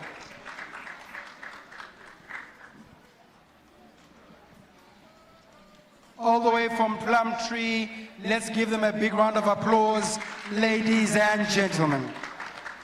At this point, Your Excellency, we will ask that you may, thank you very much for the award ceremony. We'll ask His Excellency to take his seat as the Chief continues with the commendations, and then we'll transition to the next signing ceremony. Congratulations to all the winners, all the runners-up, all the first runners-up. Thank you for building our country. Thank you for your efforts. We acknowledge it. This is what this performance contracting is all about. You do the work, we see the work, we develop our country, and you are awarded and rewarded for it. May it continue. Thank you. Let's give them a big round of applause, ladies and gentlemen. Another big round of applause, ladies and gentlemen. We have most improved rural local authorities.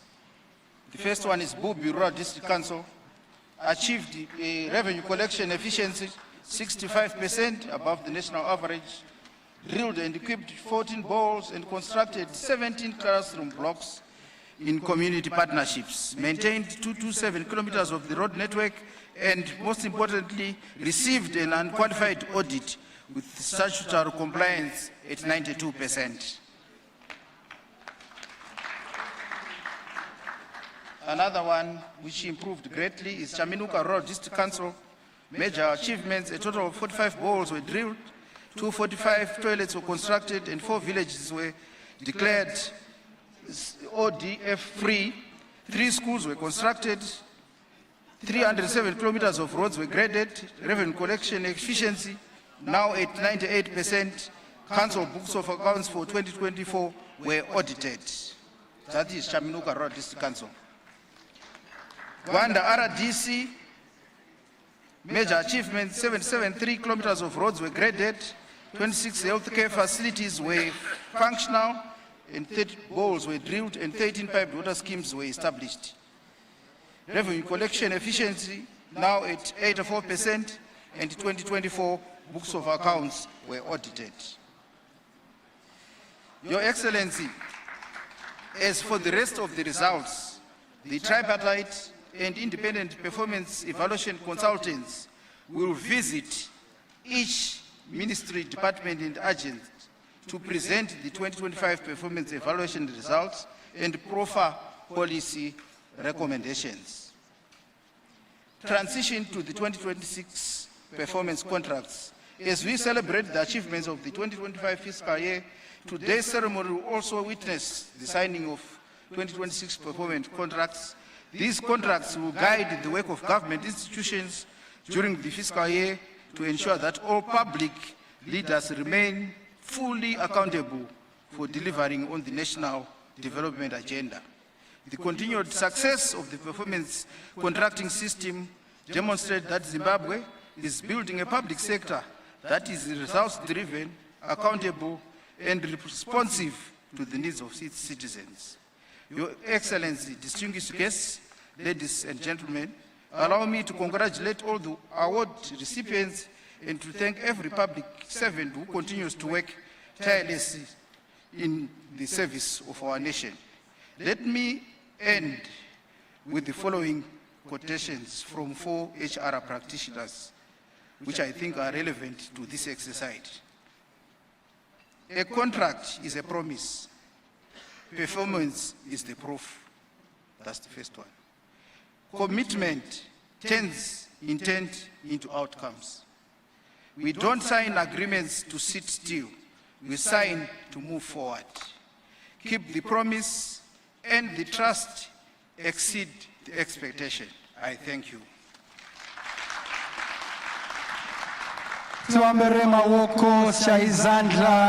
Big round of applause, ladies and gentlemen. Oh, you can do better than that. You can do better. Put your hands together, ladies and gentlemen. The Chief Secretary has done tremendous, tremendous work. And now we are now transitioning. We've gone through the awards. As Revenego said earlier, 2 parts of the program. We're now moving towards the actual signing of contracts. But in this transition, please, as we situate ourselves, may I ask the Zimbabwe Republic Police Band to give us one piece as we transition from the awards to the signing ceremony. Zimbabwe Republic Police Band.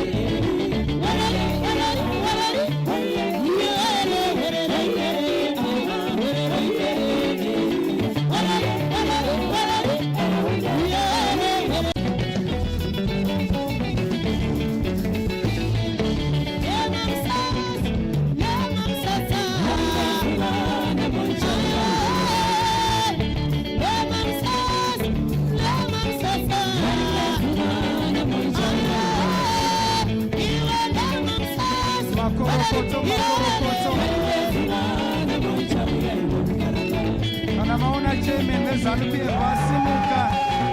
Murune miritso uko.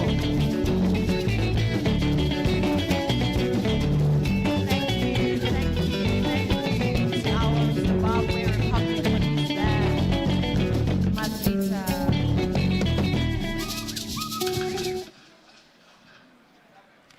Thank you to the police band for getting our ministers on their feet and loosening up a little bit. We are now moving on with our program. May we all settle down again. Thank you very much. At this point, we would like to introduce our keynote address. Please help me welcome the Honorable Vice President, Retired General Dr. C.G.D.N. Chiwenga. Honorable Vice President.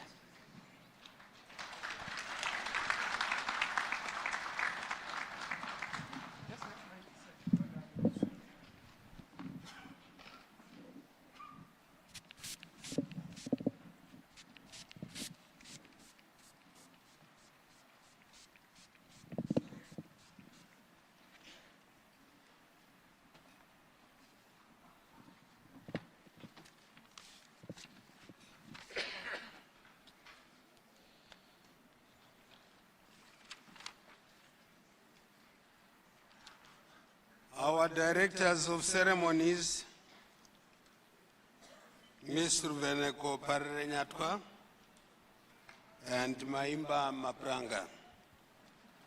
Honorable Vice President of the Republic of Zimbabwe, retired Colonel Dr. KCD Moadi, Chairman of the ruling party, ZANU-PF, and Minister of Defense, Honorable OCZ Mchinguri Kashiri. All protocols observed. Good afternoon to you all. It is my great honor and privilege to stand before you today to introduce our guest of honor at the signing of the 2026 performance contracts. The ceremony reflects government's firm commitment to entrenching a performance-driven culture anchored on accountability, efficiency, and service excellence.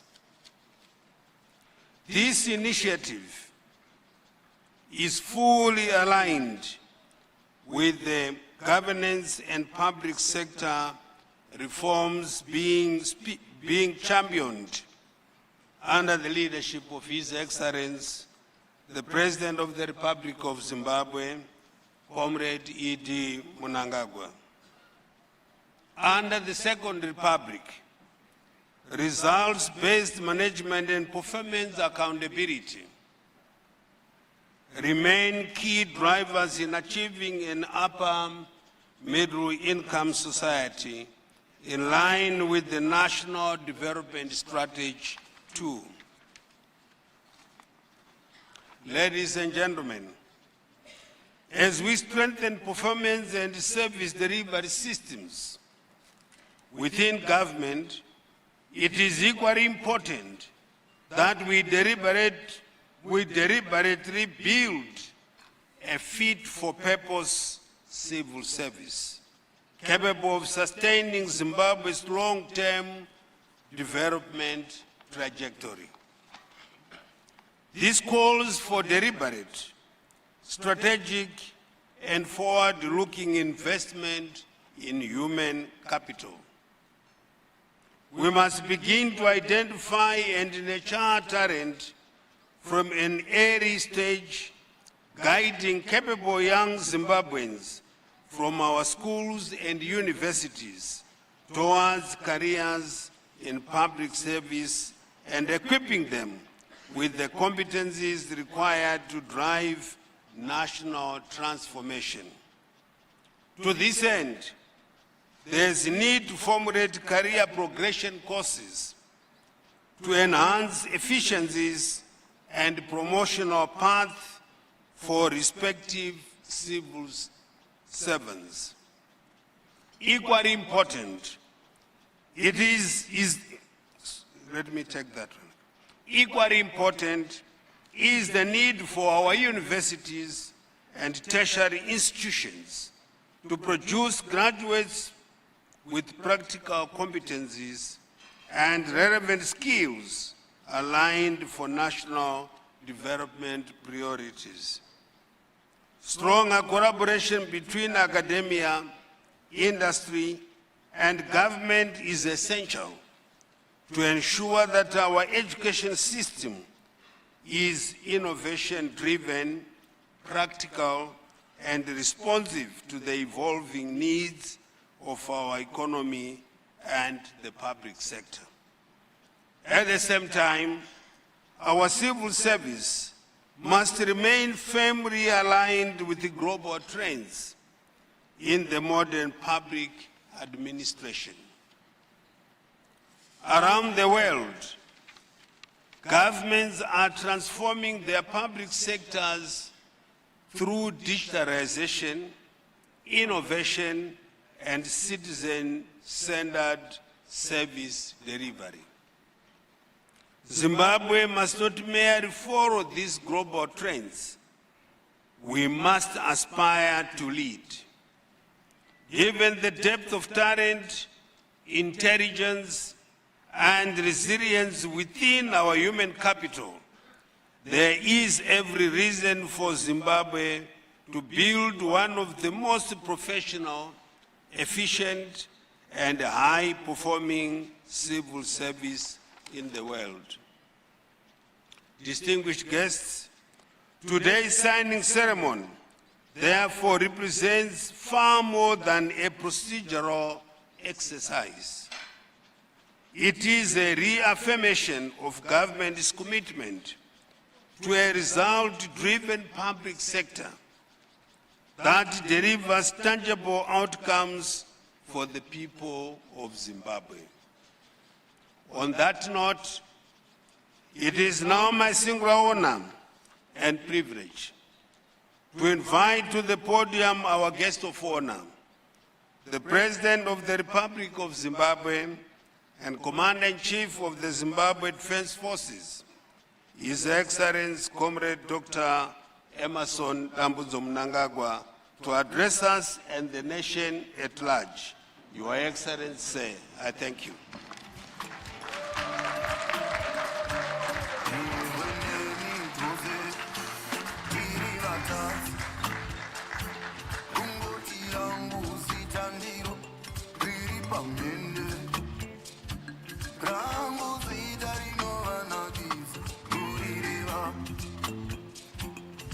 Pray, be seated.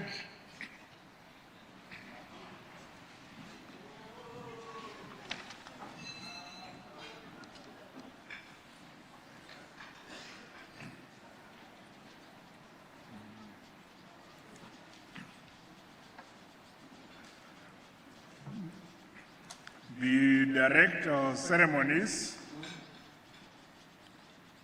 the Honorable Vice President, General Retired Dr. C.G.N. Chwenga, the Honorable Vice President, General Retired KCD Mohadi, in absentia, the National Chairman of ZANU-PF and Minister of Defense, Honorable O.C.Z. Mchinguri Kashiri, the Speaker of Parliament, Honorable Advocate Jem Denda, the President of the Senate, Honorable Amai M. Chinomona, the Chief Secretary to the President and Cabinet, Dr. Martin Schweier, Chairman of the Public Service Commission, Dr. Vincent Ungwe, senior government officials who are here, Commander Zimbabwe Defense Forces, General Matatu, service chiefs who are here, the Mayor of the City of Harare, His Worship Councillor J. Mafume, chairpersons and chief executive officers of public entities and local authorities who are here, comrades and friends, ladies and gentlemen. It is my singular honor and privilege to address you at this event, which is now a permanent feature in our administrative calendar.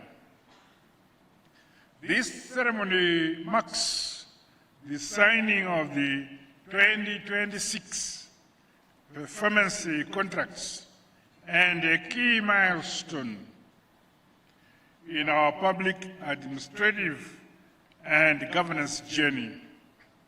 It reflects our unwavering commitment and resilience in delivering public services with efficiency as we march towards the realization of Vision 2030 we set for ourselves.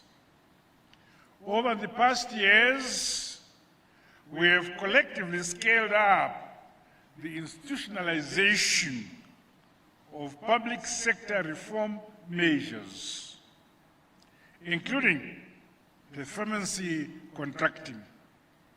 These have seen the revamping of systems and processes within our institutions, making them more adaptive, which is essential for citizen satisfaction, confidence, and trust. This year's performance contract signing ceremony is of critical importance, coming against the commencement of the National Development Strategy number 2 implementation period. The principles on managing for sustainable development results continue to anchor the systematic and successful rollout of our policies, programs, and projects. This demands focus, resolve, and persistence. As government, we all have a duty to implement, to deliver, and to impact the lives and livelihoods of our fellow citizens. I'm pleased that the public sector in general is showing higher levels of patriotism, servant leadership, hard, honest work, unity of purpose, professionalism, and a selfless service for the benefit of all our communities. Further, it is encouraging that ministries, departments, and agencies developed new 5-year strategic plans that are fully aligned to the NDS2, from which the 2026 annual strategic plans and the performance contracts were crafted. I say, well done, well done. Administrative processes of this nature highlight the shared obligation to duty, productivity, and the service delivery by the entire government. I am therefore optimistic that you, our public sector officials, signing performance contracts today, have an in-depth appreciation of the results and impacts expected of you, and the divisions you lead. I wish to congratulate us all for the milestone achievements we have realized as a country, which were acknowledged during the recently held 35th Summit of the African Peer Review Mechanism Forum of Heads of State and Government. Among key areas, Zimbabwe's performance contracting system was recognized as one of the commendable practices for economic governance that is entrenching a results-oriented culture in the public sector. Well done, Makorokoto, Amthlope, Zimbabwe.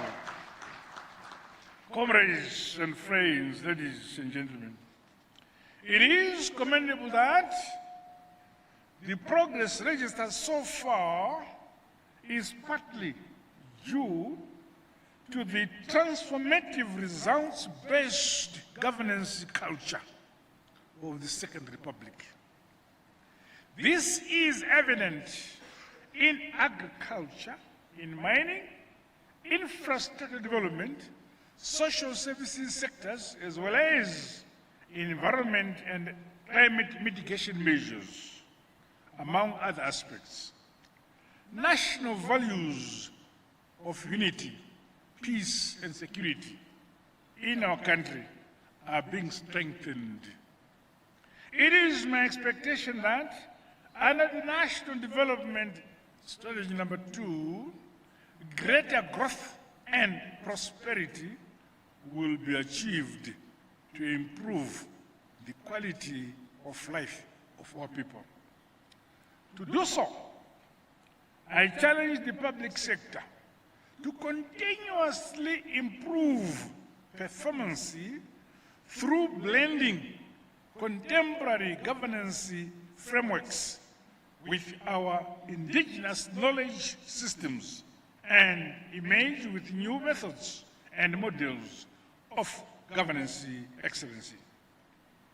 Meanwhile, the recently signed agreement with the government of the United Arab Emirates on Global Experiences Exchange Program will go a long way to transform our public administration, riding on digital information communication technology systems.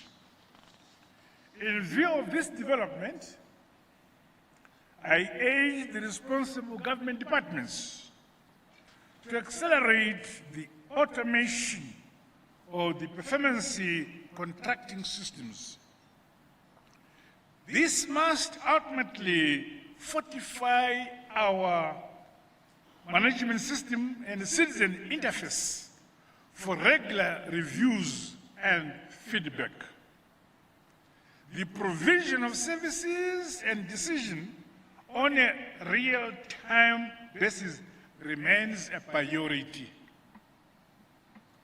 On its part, my administration will continue to put in place other e-government enterprise requirements. These include the ICT backbone infrastructure, bandwidth expansion, enhanced connectivity, the procurement of tools of trade, as well as facilitation of training and deployment of requisite skills. The use of digital systems will also allow us to embrace artificial intelligence. Among other contemporary technologies, last Friday, I was pleased to launch the Zimbabwe National Artificial Intelligence Strategy, which must be leveraged to leapfrog the modernization of all sectors of our economy. Comrades and friends, ladies and gentlemen, the journey of our public sector reforms now requires the continuous realignment of our legal instruments. These should help to improve reporting and public disclosure of performance results, as well as eliminate corruption, negligence, and poor service delivery. Government stands ready to ensure that performance contracting is broadened to cater for the different levels and grades in the public sector. This will, however, require more skills and capacities in results-based management. In this respect, the Public Service Commission, through its academies across the country, is called upon to build a wider skills base. Meanwhile, I'm aware of performance management gaps in local authorities. Hence, to complement the innovative minimum service delivery standards, additional reform measures are necessary to address the concerns of our grassroots communities. The introduction of the new peer review mechanism to our evaluation system is a welcome innovation. The fact that the approach entails the involvement of peers, subordinates, seniors, and citizens in performance evaluation, I think, is applauded. This should help enhance credibility and objectivity of our performance contracting system. Similarly, our National Development Strategy number 2 outlines national and sectoral targets to be implemented by both MDAs with strong collaboration from other stakeholders. To this end, we must consolidate the whole of government and society approach modalities for seamless harmonization and synergies. I therefore call upon our stakeholders to participate in public sector programming towards the development of sector strategic plans and joint performance contracts. This is key to fostering joint programming and strategic partnerships that are essential to accelerating the realization of our national development priority areas. The high-level forum on public sector reforms and transformation is challenged to provide strategic leadership, strategic guidance, and strategic foresight to reinvigorate government performance and service delivery. Success of performance contracting must be sustained. Comrades and friends, ladies and gentlemen. In conclusion, today's performance contract signing ceremony represents new obligations to ensure accountability, excellency, and results-oriented leadership at all levels. As we append signatures to the performance contracts, let us always remember the ordinary citizen of our beloved motherland, Zimbabwe. whom we must serve wholeheartedly and with honesty.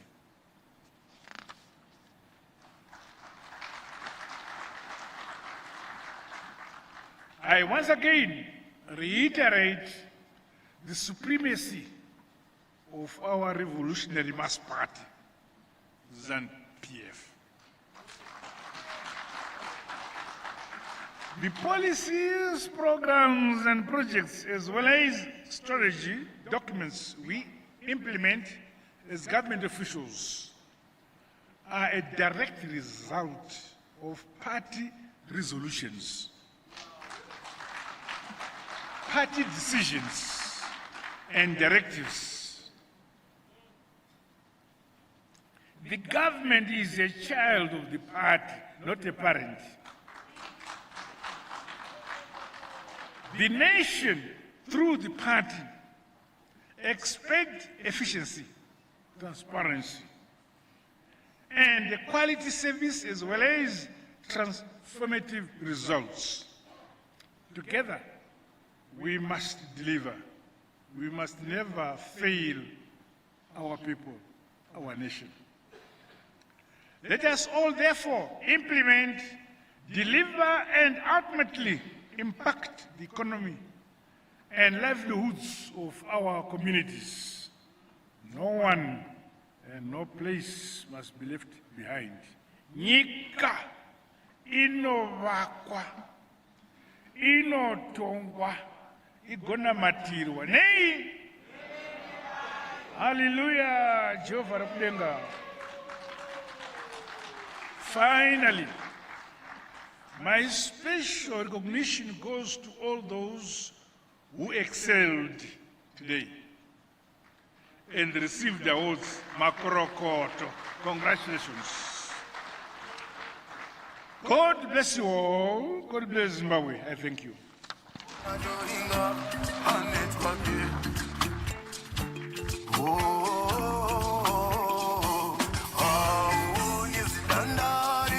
Your Excellency, we thank you for your words.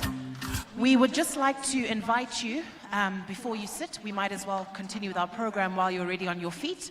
If you may come down to the table where you'll be signing your performance contracts with the ministers and those who are coming up. So if we could just have you seated and we'll get right into that. Thank you, Your Excellency, for your words of encouragement. Everyone in this room is helping to realize Vision 2030, helping to build our country, and none of that would be possible without any of you. So we thank you all for you being here. And as His Excellency said, we have come a long way. You may take your seats. Thank you. We have come a long way from the days of TSP to NDS1 and now NDS2. We continue moving forward. We want a results-oriented culture where what gets measured gets done. So Maimba, shall we get into the business of signing for today? And as we continue this afternoon with our signing, it's important to note that obviously not everyone can sign, whether it's cabinet ministers, it's permanent secretaries.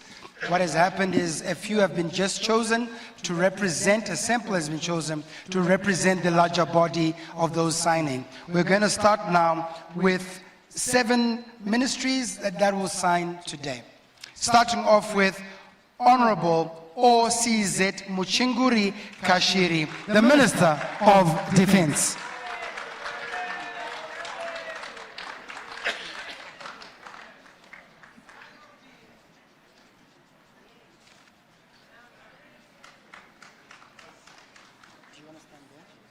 Yeah, we should be closer so we can see.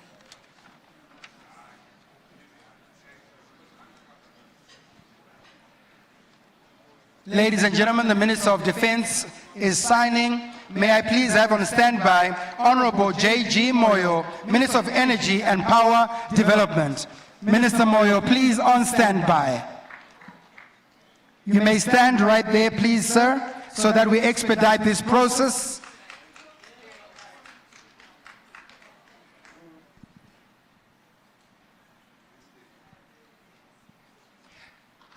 Ladies and gentlemen, Honorable OCZ Muchinguri Kashira has just signed, and now we witness the signing of the Minister of Energy and Power Development, Honorable J.G. Moyo.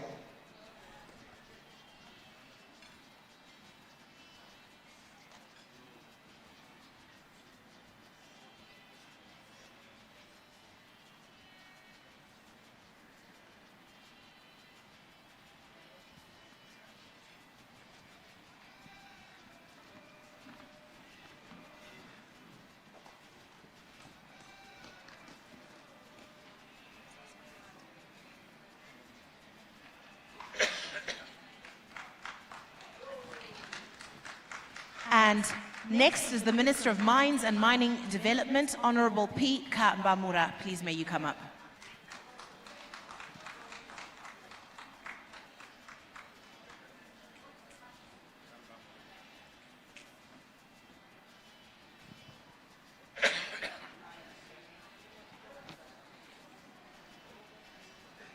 Please, may we have ready to come up Minister of Industry and Commerce, Honorable N.M. Ndlovu. Please, may you come up.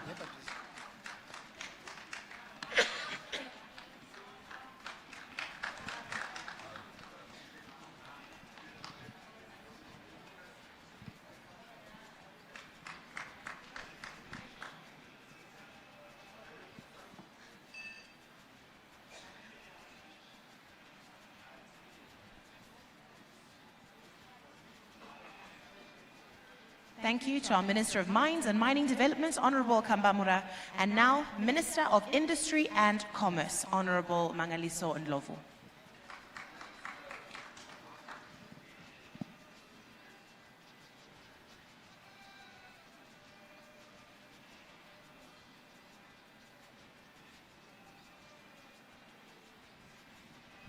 And after Honorable Ndlovu, may we please have Honorable D. Garwe, Minister of Local Government and Public Works.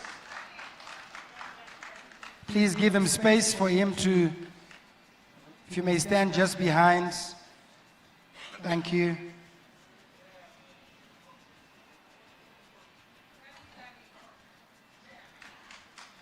Ladies and gentlemen, witness the signing of Minister of Local Government and Public Works, Honorable D. Garwe.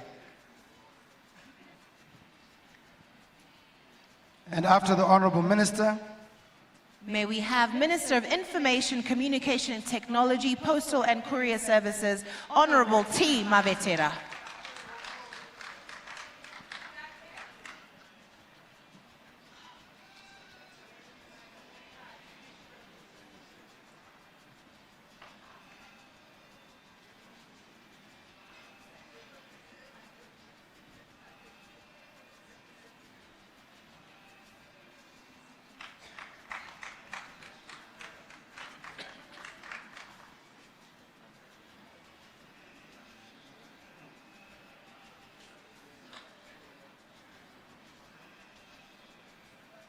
And just to reiterate that we have so many extensions in this performance signing contracts. We have added more divisions, we've added more people, we've added more awards, and so that's why, unlike other previous years, we had all the ministers coming up to sign. But unfortunately, in the interest of time, we can't do that. So we are just having a sample of our ministers, same with every other sector, to come in and sign with His Excellency, just as a sample, as an example of what is happening. and for the cabinet ministers to sign performance contracts with His Excellency, the final minister that we've got in this section is Honorable T. Machakaire, Minister of Youth Empowerment, Development and Vocational Training.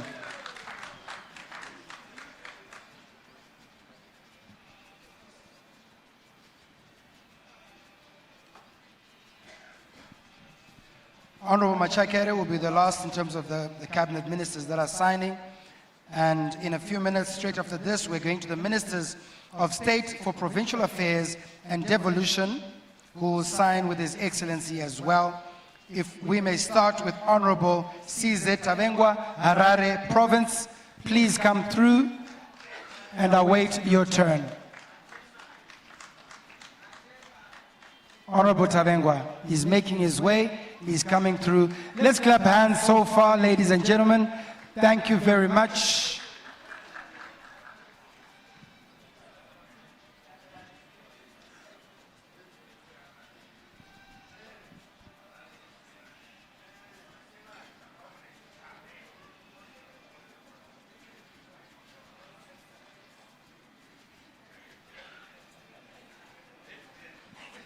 And coming up next, again with the Ministers of State for Provincial Affairs from Matabeleland South, Honorable A. Ngulube. All the way from Matabeleland South, Honorable Ngulube is coming through.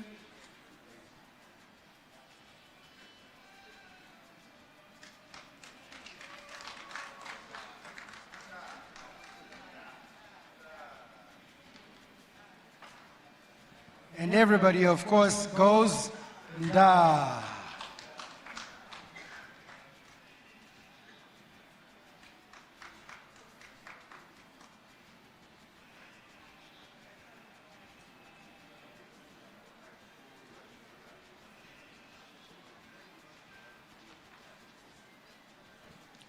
And after Honorable Ngulube, if we may have Honorable Ain Dudzo, Mashonaland East Province.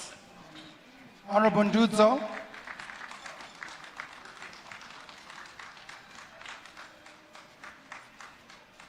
Moving on to Deputy Ministers soon after that.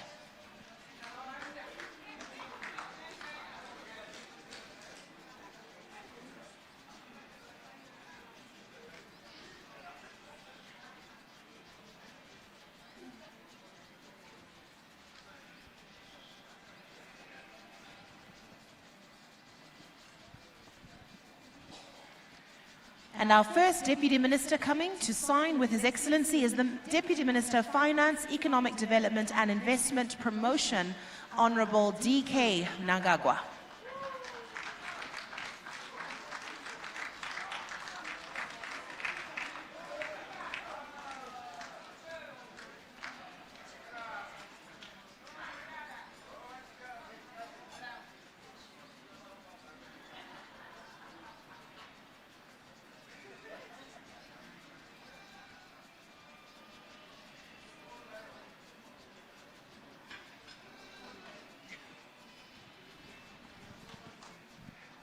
Varikubvunzwa signature yake yatopera here.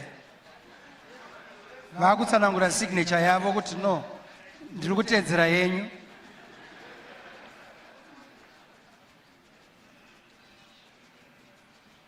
So that is Honorable D.K. Mnangagwa, Finance, Economic Development and Investment Promotion. After this, Honorable S. Chikomo, Foreign Affairs and International Trade, please take your position.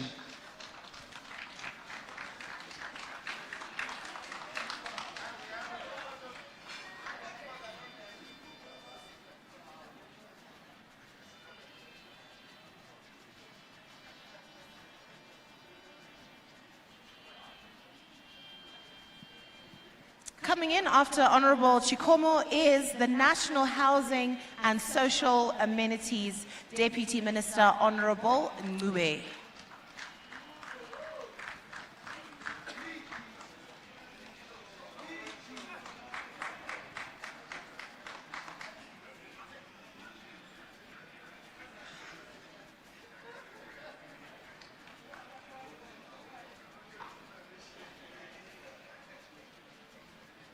Thank you, Honorable Chikomo. And next, Honorable Ngube.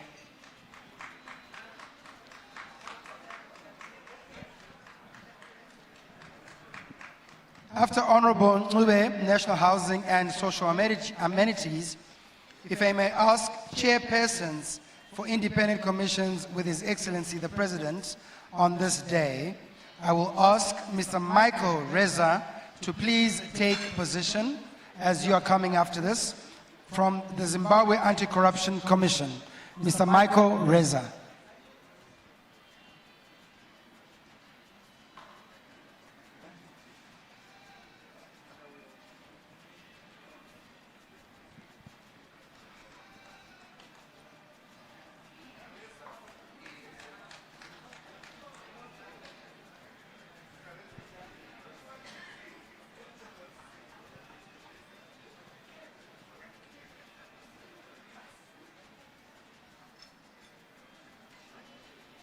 After Mr. Reza, may we please invite the Zimbabwe Human Rights Commission Chairperson, Ms. F.J. Majome.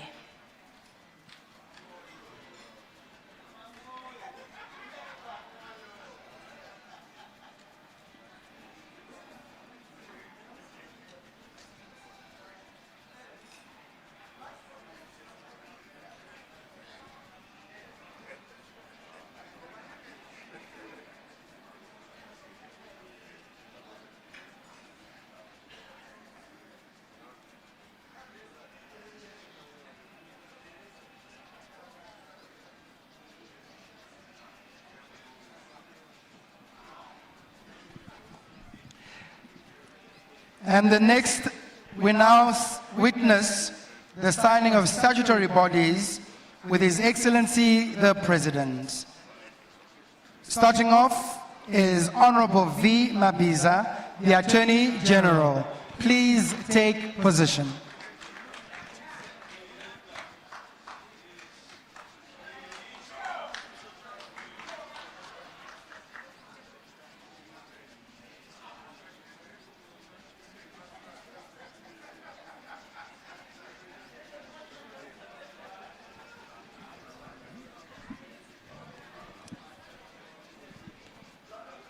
And coming in next is Prosecutor General Honorable Lois Matanda Moyo.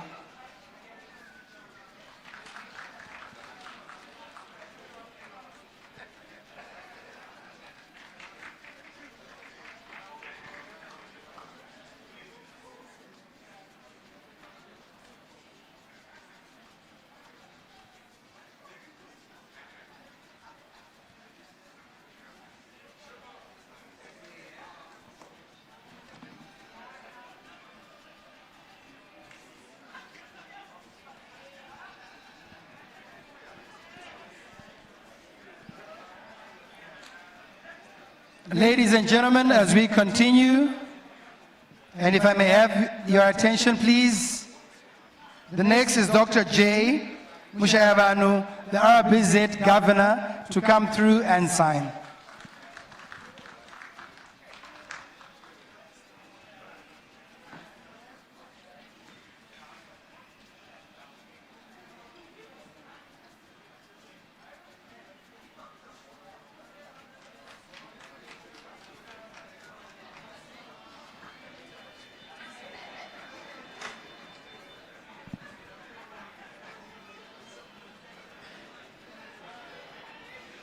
Coming in after the RBZ governor is the CEO of the Mutapa Investment Fund, Dr. J.P. Mangudla.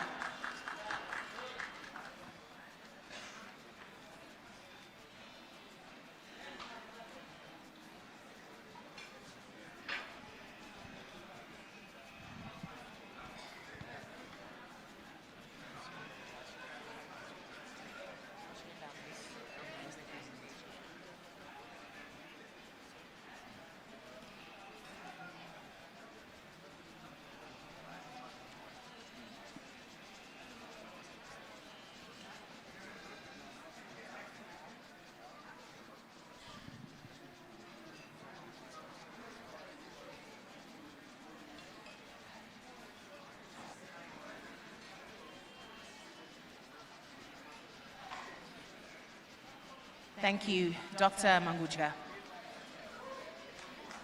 Right, Your Excellency, we'd like to thank you. Your part for this program in terms of the signing is done. We'd like to invite you to take your seat, and we're going to continue with the signing of further contracts with the tripartite. Ladies and gentlemen, His Excellency, President Dr. E.D. Mnangagwa. Thank you, sir.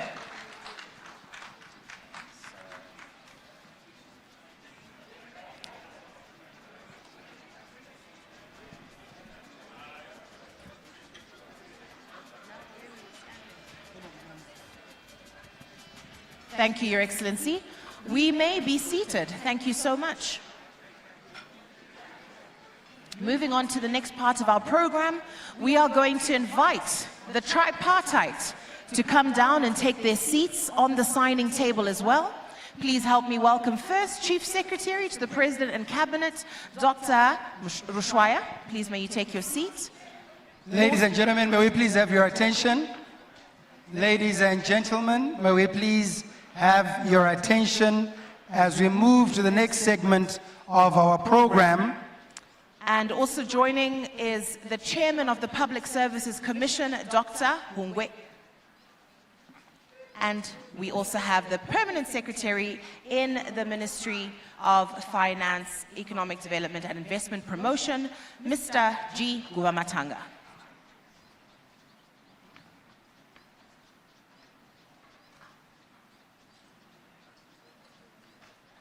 We will begin with the Deputy Chief Secretaries who will sign with the Chief Secretary, Dr. Rushwaya.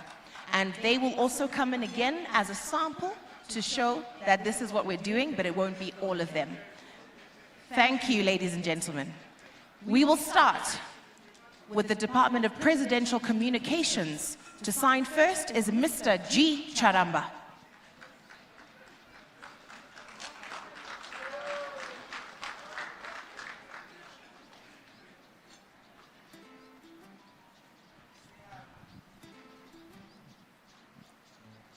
After Mr. G. Charamba, Presidential Communications, may we have Engineer A. Marawa, National Coordinator for Flagships Programs and Projects.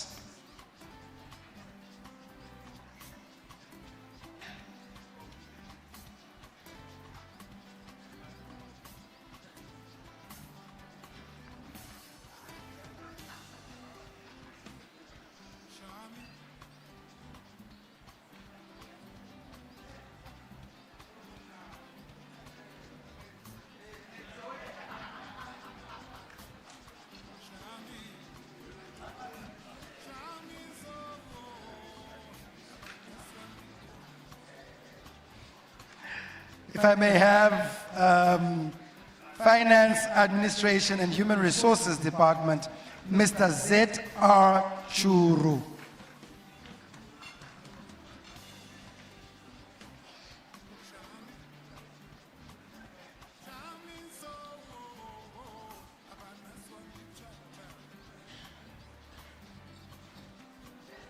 From the Department of Policy Analysis, Coordination, Devolution and Development Planning, please may Mr. W.L. Manungo come up.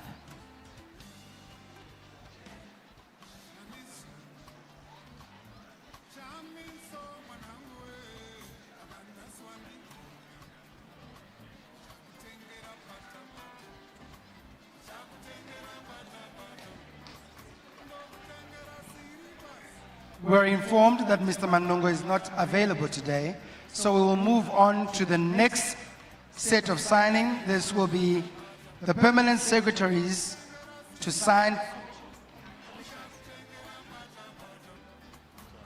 commissioners to sign with the chairman of the Public Service Commission.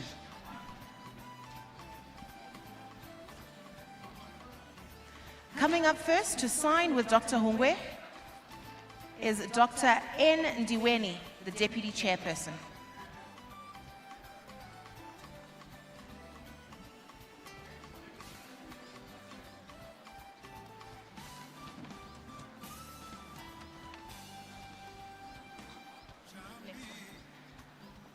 Also coming up to sign is Professor C.T. Kombe, Commissioner.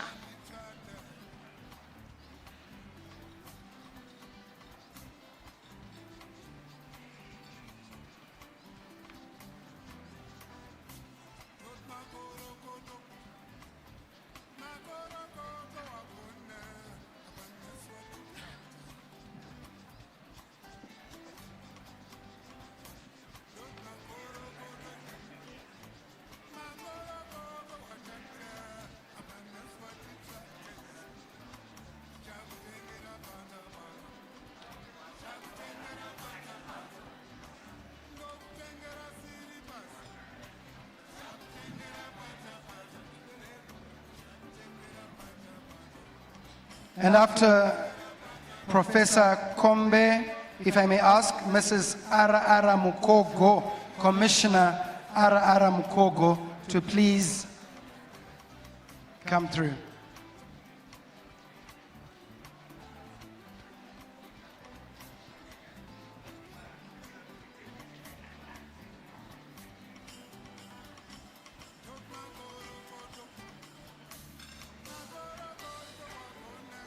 Please may Commissioner Mr. L. Mavima also come up. Thank you.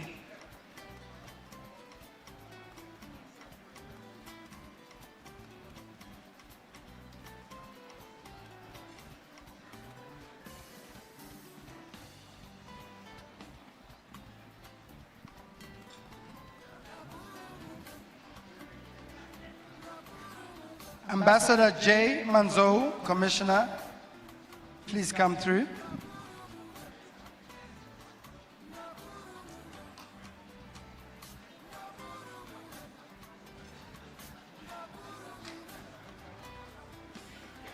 And from the Health Service Commission, may we have Dr. R.A. Kangwende, Deputy Chairperson.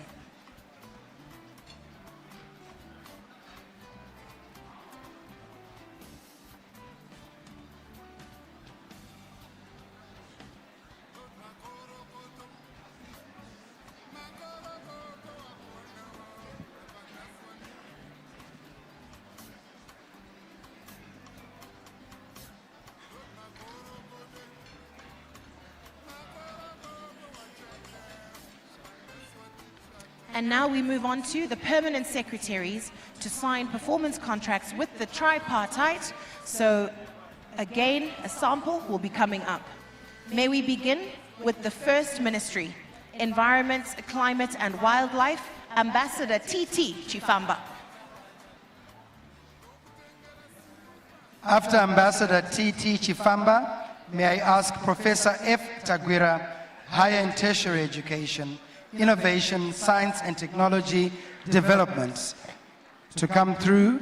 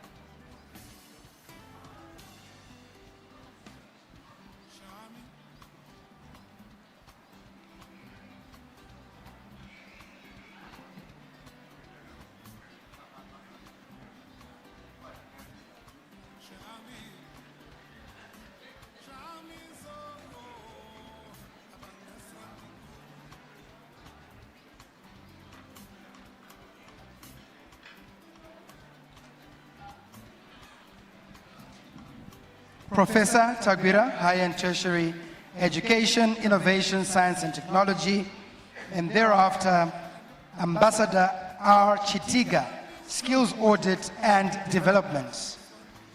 Ambassador Chitiga.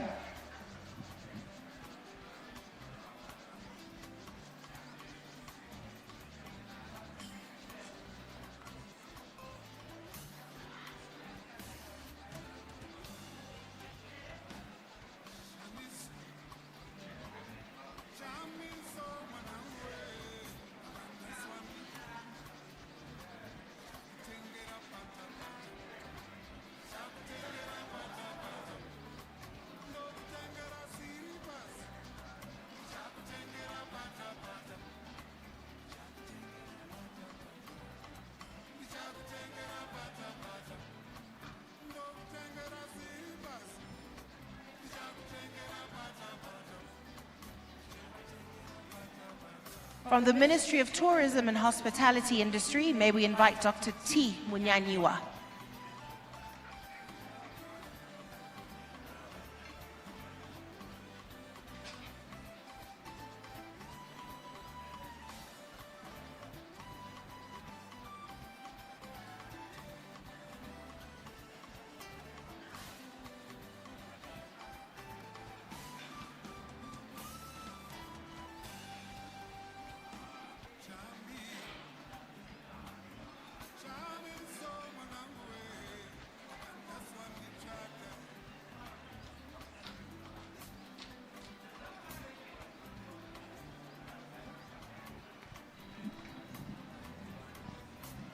if we may have Youth Empowerment, Development and Vocational Training, Mr. S. Mhlanga, to position yourself and ready yourself for signing.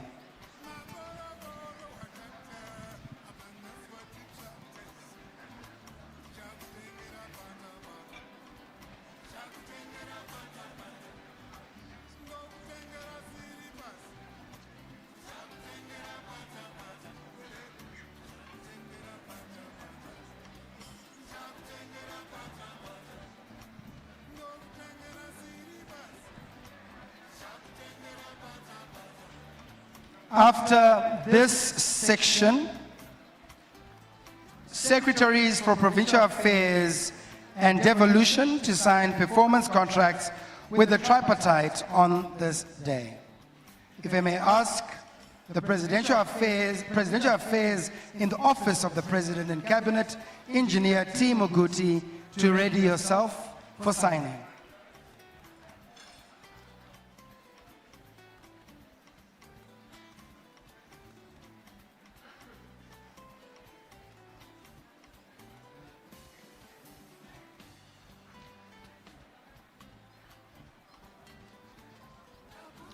Thereafter, I will ask from Matabeleland North, Ms.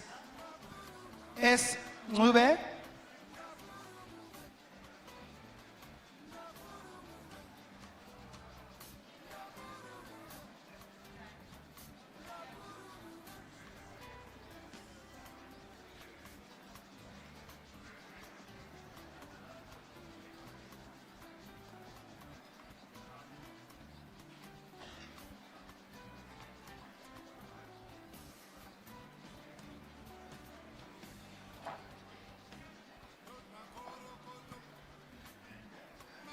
Ms. S. Ngube is making her way all the way from Matabeleland North.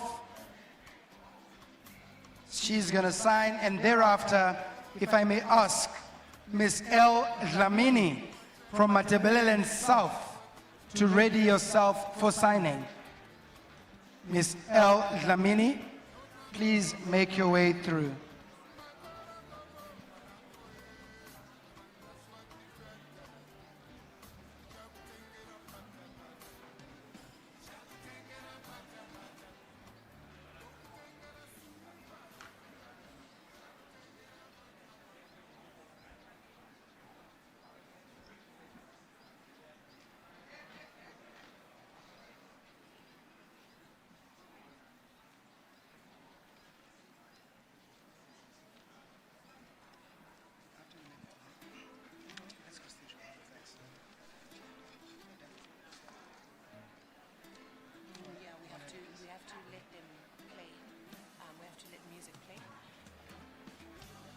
And now, we'd like to ask all the CEOs of public entities to sign with their board chairs,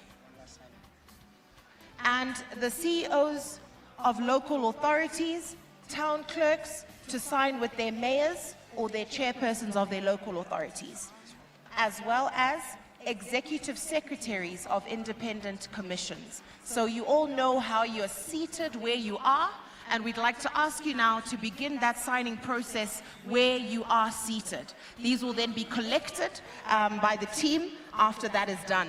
And during that time, we'd just like to ask for the police band to please give us some music so we can have that process happen. Just a few minutes, it shouldn't take long, because I believe you're all seated strategically. So we'll give it 2 to 3 minutes, have that signing happen, and then we move on with our program and prepare to close. Thank you.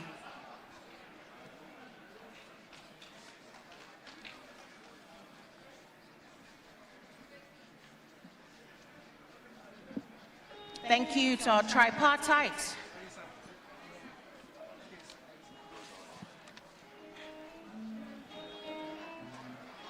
So as we are seated wherever we are, let's get to signing. We should be done in the next 3 minutes. So let's get to signing in the different categories that remain.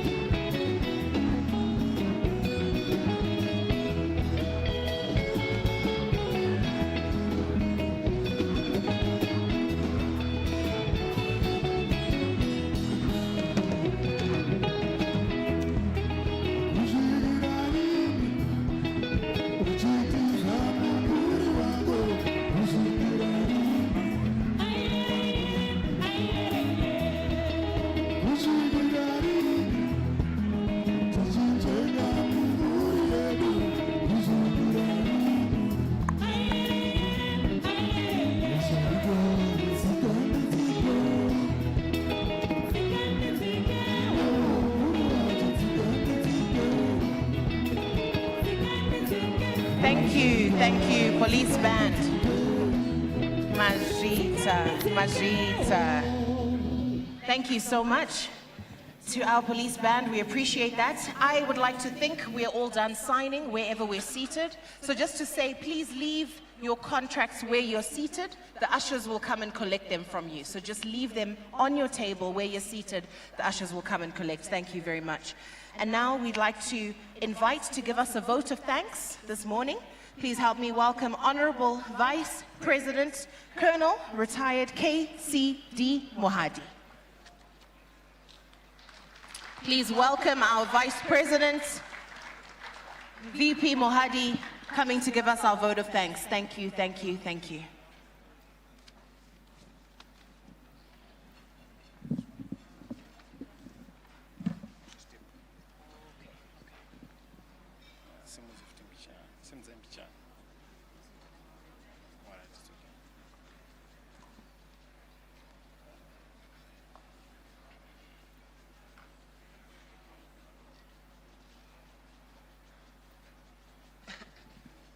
And ladies and gentlemen, shall we give attention to the vote of thanks that are now being given by the Honorable Colonel retired Kemo Mahadi.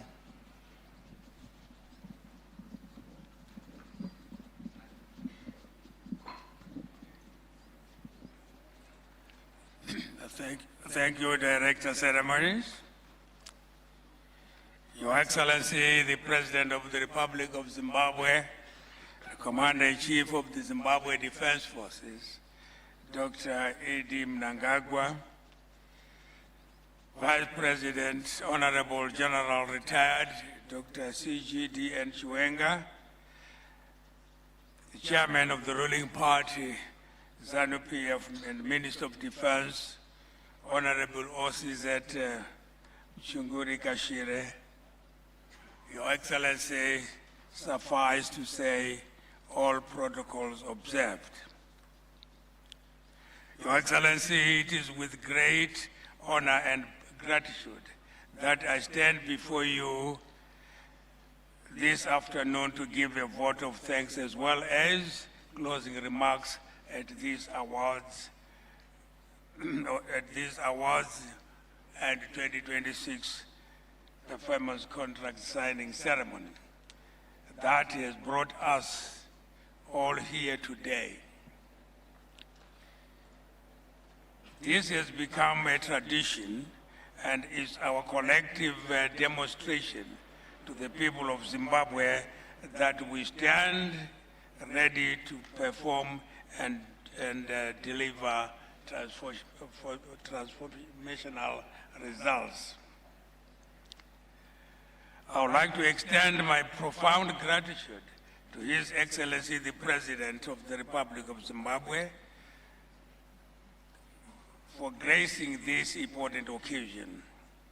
Indeed, we feel greatly honored to have you here, Your Excellency, as our guest of honor today.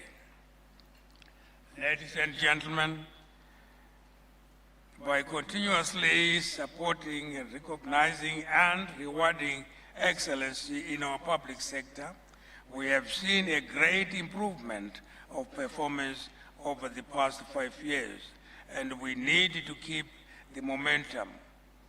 Let us all maintain the work culture going forward.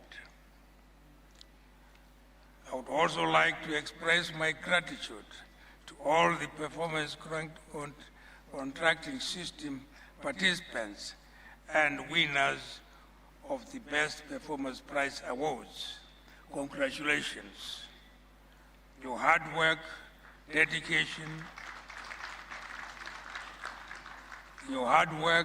dedication, and commitment to excellency have not gone unnoticed, and we are always proud to honor and celebrate your achievements.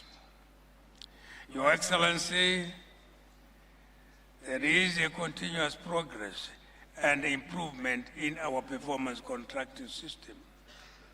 I say thank you to the Chief Secretary, Dr. M. Rushwaya, and his team for championing these reforms.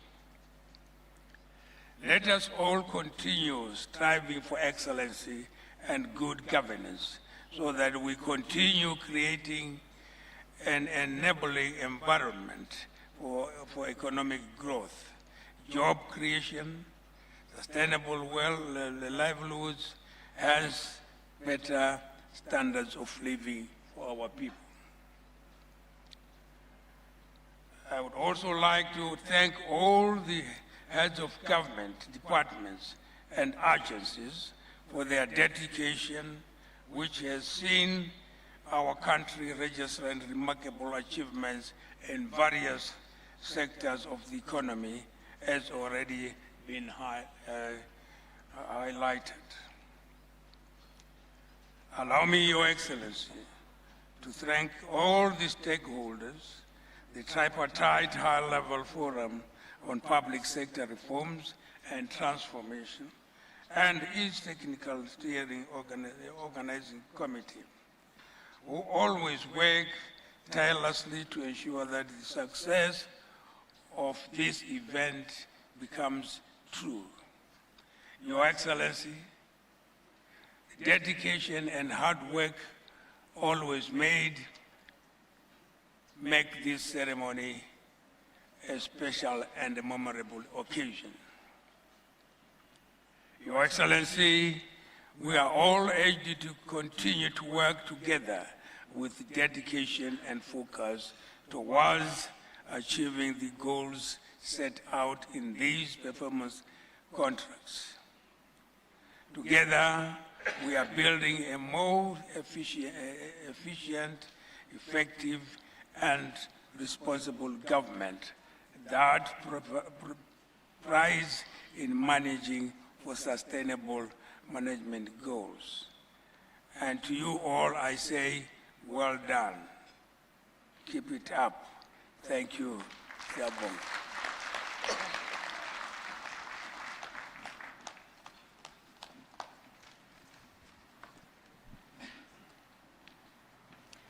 Thank you, Honorable Vice President, for those closing remarks. As a vote of thanks to close off our formalities today, we'd like to extend again a warm congratulations to all the winners, all the participants of building this great country of ours called Zimbabwe. Thank you for coming as far and wide as you did. We know in this room we are fully represented in all 10 of our provinces. So congratulations again and thank you. So we'd like now to allow for our top table. Your Excellency, President Dr. Mnangagwa, thank you very much for joining us. As always, this is yours. We are here to support you. And also to our Vice Presidents, Vice President Chiwenga, Vice President Mohadi, thank you very, very much. And to our tripartite, Dr. Rushwaya, Dr. Hungwe, and Mr. Guvamatanga Majita.